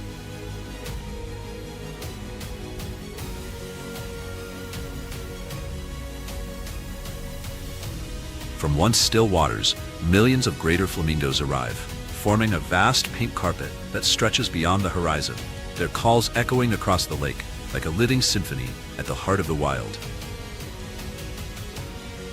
The evolutionary journey of the greater flamingo spans millions of years, beginning in alkaline-rich marshlands where few other creatures could survive. And over time, these birds developed extraordinary adaptations that allow them to endure some of Africa's harshest environments. Their long legs, reaching up to 1.5 meters in height, combined with slender yet powerful bodies, enable them to move effortlessly through mud and shallow water, while their uniquely curved beaks, equipped with a specialized filtering system, allow them to feed on algae and plankton, rich in carotenoids, the pigments responsible for their iconic pink coloration. With the arrival of the rains, Lake Manyara becomes one of the largest gathering sites for flamingos in East Africa, as increased rainfall fuels explosive growth of algae rich in beta-carotene, their primary food source. Here the flamingos not only feed but also breed, completing a full ecological life cycle as they construct mud nests atop raised mounds that protect eggs and chicks from salty water and potential predators. Flocking behavior lies at the core of the greater flamingo's survival strategy, with mass groups sometimes numbering in the millions, reducing individual risk from predators such as African fish eagles. Within these immense flocks, constant vocal exchanges maintain cohesion, functioning like a synchronized dance that reinforces cooperation and collective awareness. Their feeding behavior reveals the remarkable refinement shaped by evolution, as heads dip beneath the surface and beaks filter algae and microscopic organisms from shallow, mineral-rich waters with extraordinary efficiency.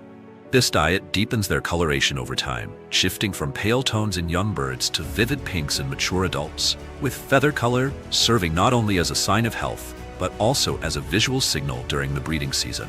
Beyond their beauty, greater flamingos play a critical ecological role within Lake Manyara, helping regulate algae populations and maintain the delicate balance of alkaline waters. As they wade through the lake, their movements stir sediment layers, promoting gas exchange and improving habitat conditions for countless other species, reinforcing their role as both icons of the landscape and silent engineers of the ecosystem.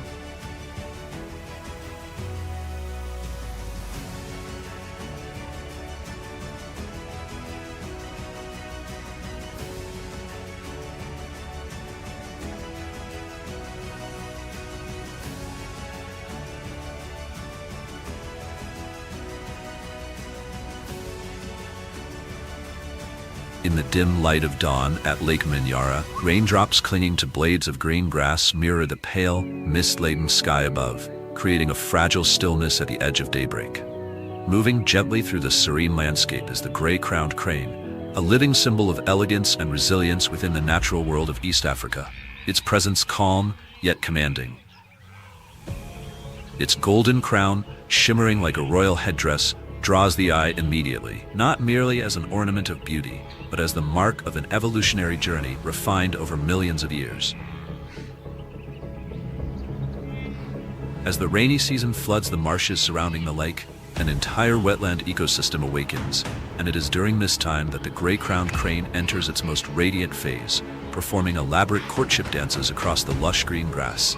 Each spin, graceful bow of the head, and resonant call forms part of a rhythmic and expressive language, a ritual of communication shaped by instinct and time. Their voices can travel more than 3 kilometers, rising and carrying across the open savanna like an invisible thread that binds individuals together across vast distances. Within the fertile marshlands and grasslands surrounding Lake Manyara, the gray-crowned crane finds an abundant supply of food, moving slowly and deliberately in search of seeds, insects, grasses, and occasionally small animals. Its pointed beak allows it to gather nourishment from the ground or shallow water with precision, leaving the delicate balance of the environment largely undisturbed. Long, slender legs enable the crane to wade into deeper flooded areas, extending its reach and enhancing its ability to survive through shifting seasonal conditions.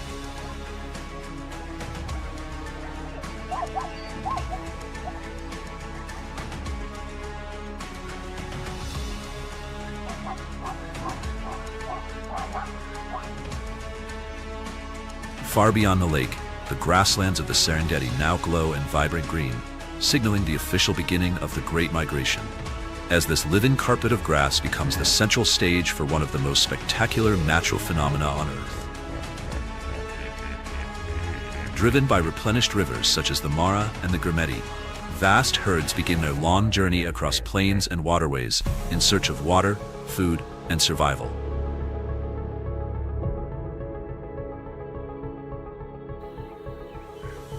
The Great Migration stands as the largest terrestrial migration on the planet, a massive biological movement synchronized precisely with the rhythm of the rainy season. More than 1.5 million wildebeest, accompanied by around 300,000 zebras and 400,000 Grant's gazelles, travel together across distances exceeding 800 kilometers. Their journey loops from the Serengeti in Tanzania to the Masai Mara in Kenya, forming a continuous cycle of movement driven by breeding needs and access to fresh grazing grounds.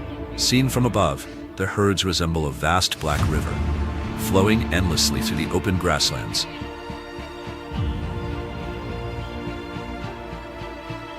Early rains transform the once parched Serengeti into a lush and energetic tapestry of green, and within just a few weeks, more than 80% of wildebeest calves are born, filling the plains with scenes of fragile new life.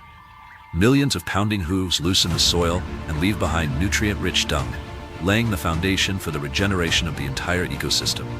Yet this journey is not defined by life alone, for it also marks the harshest moments of survival.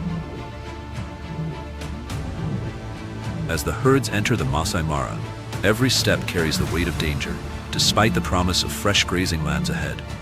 Predators are already in position, with lions watching patiently from a distance, ready to exploit exhaustion or a single misstep by a young or weakened wildebeest. Not every individual completes the journey, and those that fall become the foundation upon which the rest of the food chain depends. This sacrifice is not without purpose, but rather a vital element of ecological balance, providing nourishment for countless other species and sustaining the intricate machinery of the ecosystem. Each silent step of the migrating herd becomes a quiet contribution to the enduring cycle of life that defines this land. The Great Migration is not merely a natural event. It is the very heartbeat of the Serengeti, a living pulse that defines the rhythm of this ancient land. It symbolizes the circle of life itself, the quiet resilience of nature as it rises again after hardship.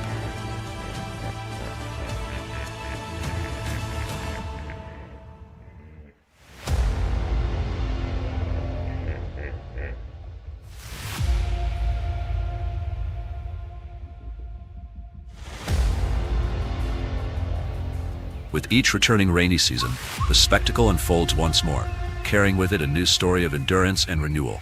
For those who witness it firsthand, the experience becomes unforgettable, a powerful reminder of how nature preserves balance and gives life in return.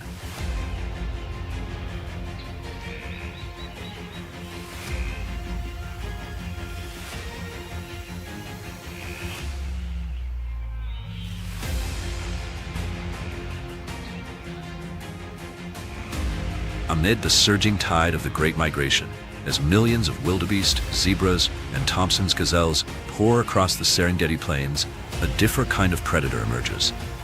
African wild dogs appear like silent warriors, moving with purpose rather than brute force. They lack the sheer power of lions and the relentless persistence of hyenas, yet they embody something equally formidable: flawless strategy and unwavering teamwork. With a hunting success rate reaching up to 80%, they stand as living proof that collective intelligence can surpass individual strength. As one of Africa's oldest predators, African wild dogs have been shaped by millions of years of evolution into masters of pursuit. Unlike other members of the canine family, they possess only 4 toes on each foot, a unique adaptation that enhances both speed and endurance during prolonged chases. Their patchwork coats of black, yellow, and white do more than blend them into the savanna. Each pattern acts as a natural fingerprint, allowing individuals to recognize one another within the pack. A typical pack consists of 6 to 20 members, bound together in a tightly knit social unit, centered around a dominant breeding pair.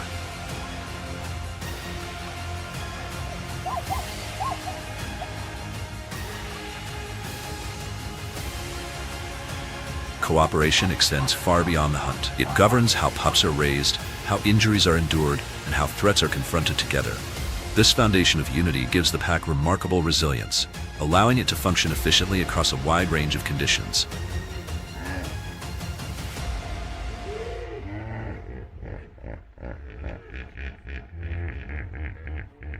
The rainy season blankets the Serengeti with fresh life, but it also intensifies competition. Lions and hyenas force wild dog packs to remain constantly on the move, avoiding territories where dominance is already claimed. Even so, the open savanna becomes their arena, a vast canvas upon which they execute hunting strategies with precision that feels almost calculated. When prey is identified, often a Thompson's gazelle or a young zebra, the chase begins. The pack accelerates to speeds of up to 60 kilometers per hour, spreading out, flanking, and rotating positions until exhaustion overtakes their target. The hunt unfolds like a carefully rehearsed maneuver, with each individual performing a specific role, adjusting instinctively to the movements of the others. After a successful kill, time becomes their greatest enemy. They have only minutes to feed before hyenas or lions arrive. Hyenas often appear in overwhelming numbers, relentlessly attempting to steal the meal, while lions pose an even greater threat, capable not only of claiming the kill, but of killing any wild dog that lingers too close. In this world, speed and agility are not advantages, they are necessities for survival. Within the Serengeti ecosystem, African wild dogs are more than hunters. They function as natural regulators, controlling populations of smaller herbivores and preventing overgrazing that could strip the land bare. Their presence forces prey species to remain mobile and alert, allowing grasslands time to recover and maintaining balance across the wider landscape. Yet, their story is not one of endless triumph. According to the International Union for Conservation of Nature, African wild dogs are now classified as endangered, with fewer than 6,000 individuals remaining worldwide. Habitat loss, diseases transmitted by domestic dogs, and the mounting pressures of climate change continue to push them closer to extinction. Still, their existence stands as a powerful testament to the strength of unity, the power of cooperation, and the resilience born from adaptation in the wild.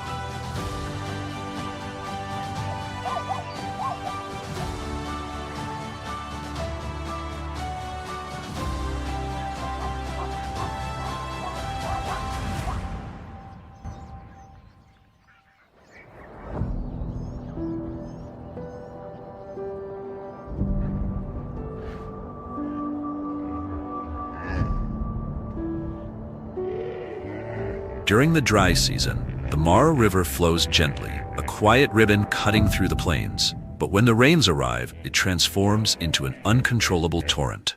Tropical downpours force the water level to rise, creating powerful whirlpools capable of sweeping away anything caught in their path. Along the river's winding bends, floodwaters spill over the banks, turning soft, muddy ground into deadly traps. The lead animals plunge forward, risking everything to show the way. Yet not all will ever reach the far shore.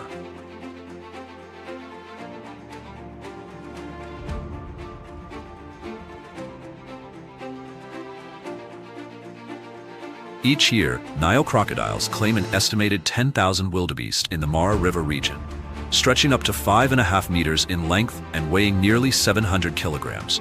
These ancient predators reign over the dark waters with quiet dominance. Their evolutionary lineage stretches back more than 200 million years, a design refined long before the age of mammals and virtually unchanged since the time of the dinosaurs. Thick, armored skin shields them against even the harshest conditions, while eyes and nostrils set high on their heads allow them to remain submerged as they monitor every movement above the surface. Along their jaws, highly sensitive pressure receptors detect the faintest vibrations in the water, ensuring that few victims escape their notice. Amid the chaos of river crossings, it is estimated that nearly 15% of wildebeest never reach the opposite bank. According to the Tanzania Wildlife Research Institute, the majority fall prey to Nile crocodiles. Their signature technique, known as the death roll, is among the most formidable feeding strategies in the natural world, as they seize their target and spin with brutal force, tearing flesh or cutting off air until the struggle ends.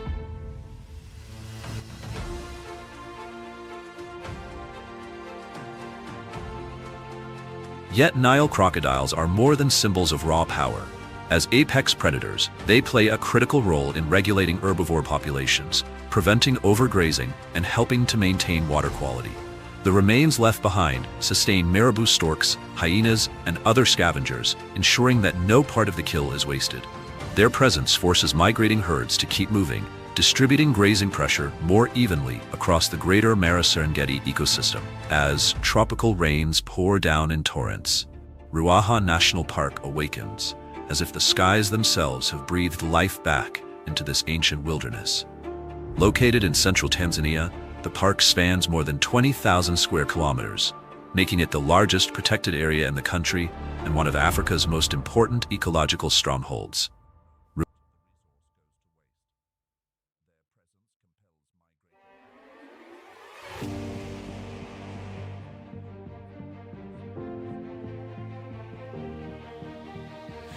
Ruaha lies at the meeting point of two major ecosystems, East Africa and Southern Africa, creating a landscape defined by diversity and constant motion.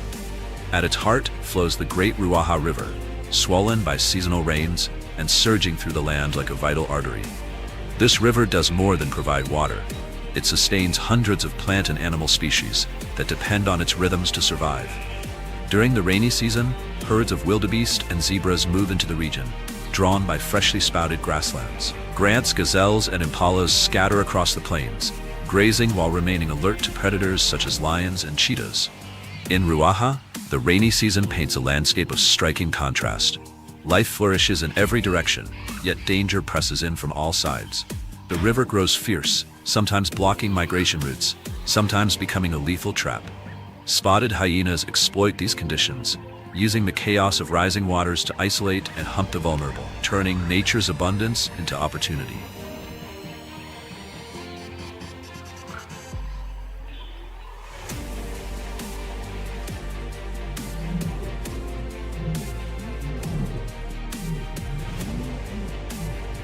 Across the vast expanse of Ruaha National Park, the eastern black rhinoceros emerges as a powerful symbol of enduring life. Its massive frame, thick armor-like skin, and horns stretching up to 100 centimeters long, reflecting the unwavering presence of a creature shaped by millions of years of evolution. Its survival stands as a reminder that even in the harshest corners of nature, true strength lies not only in power, but in the ability to adapt. This subspecies of black rhinoceros has endured Africa's arid landscapes through countless evolutionary challenges, carrying within its form the legacy of ancient ancestors defined by resilience, endurance, and an extraordinary will to survive. As of 2023, the global population of black rhinoceroses stands at just around 5,000 individuals, with the eastern black rhinoceros representing only a small fraction of that fragile total. Once widespread across eastern and southern Africa, these giants now persist in only a few scattered populations, with Ruaha National Park standing as one of their final remaining strongholds. Their distinctive upper lips curve like natural pincers, allowing them to grasp young shoots, strip leaves from branches, and even dig roots from hardened ground, an adaptation essential for survival in unforgiving environments. Through this feeding behavior, they play a vital ecological role by regulating vegetation growth, preventing the overexpansion of shrubs, and helping grasslands maintain balance. The trails carved through dense vegetation as they move not only open pathways for other animals, but also shape the structure of the landscape itself. Even in death, whether from old age or predation, there remains nourish vultures, marabou storks, and countless scavengers, ensuring that no energy is wasted within the ecosystem.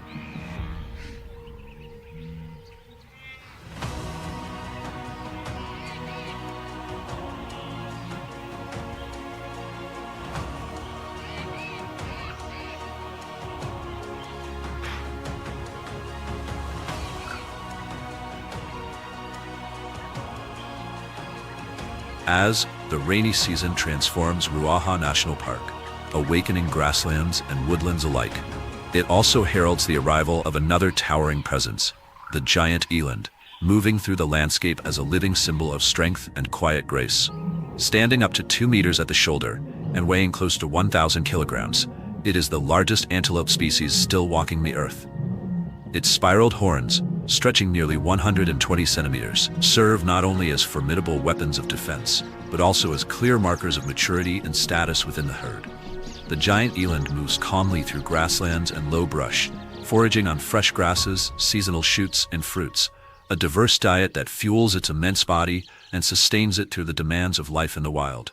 Despite its enormous size, Its steps are nearly soundless, a remarkable skill in a land where silence can mean the difference between safety and danger. When threatened, the giant eland can surge forward at speeds of up to 70 kilometers per hour, outpacing predators such as lions and leopards in short, explosive bursts. Its spiraled horns become deadly defensive tools, capable of delivering powerful thrusts that force even experienced hunters to hesitate. Yet the future of the giant eland remains uncertain. According to a 2023 report from the International Union for Conservation of Nature, the species is currently listed as vulnerable, with global populations showing troubling signs of decline. In Ruaha, sustained conservation efforts, from anti-poaching patrols to community education programs, play a crucial role in safeguarding the continued presence of this remarkable antelope within one of Africa's last great wilderness strongholds.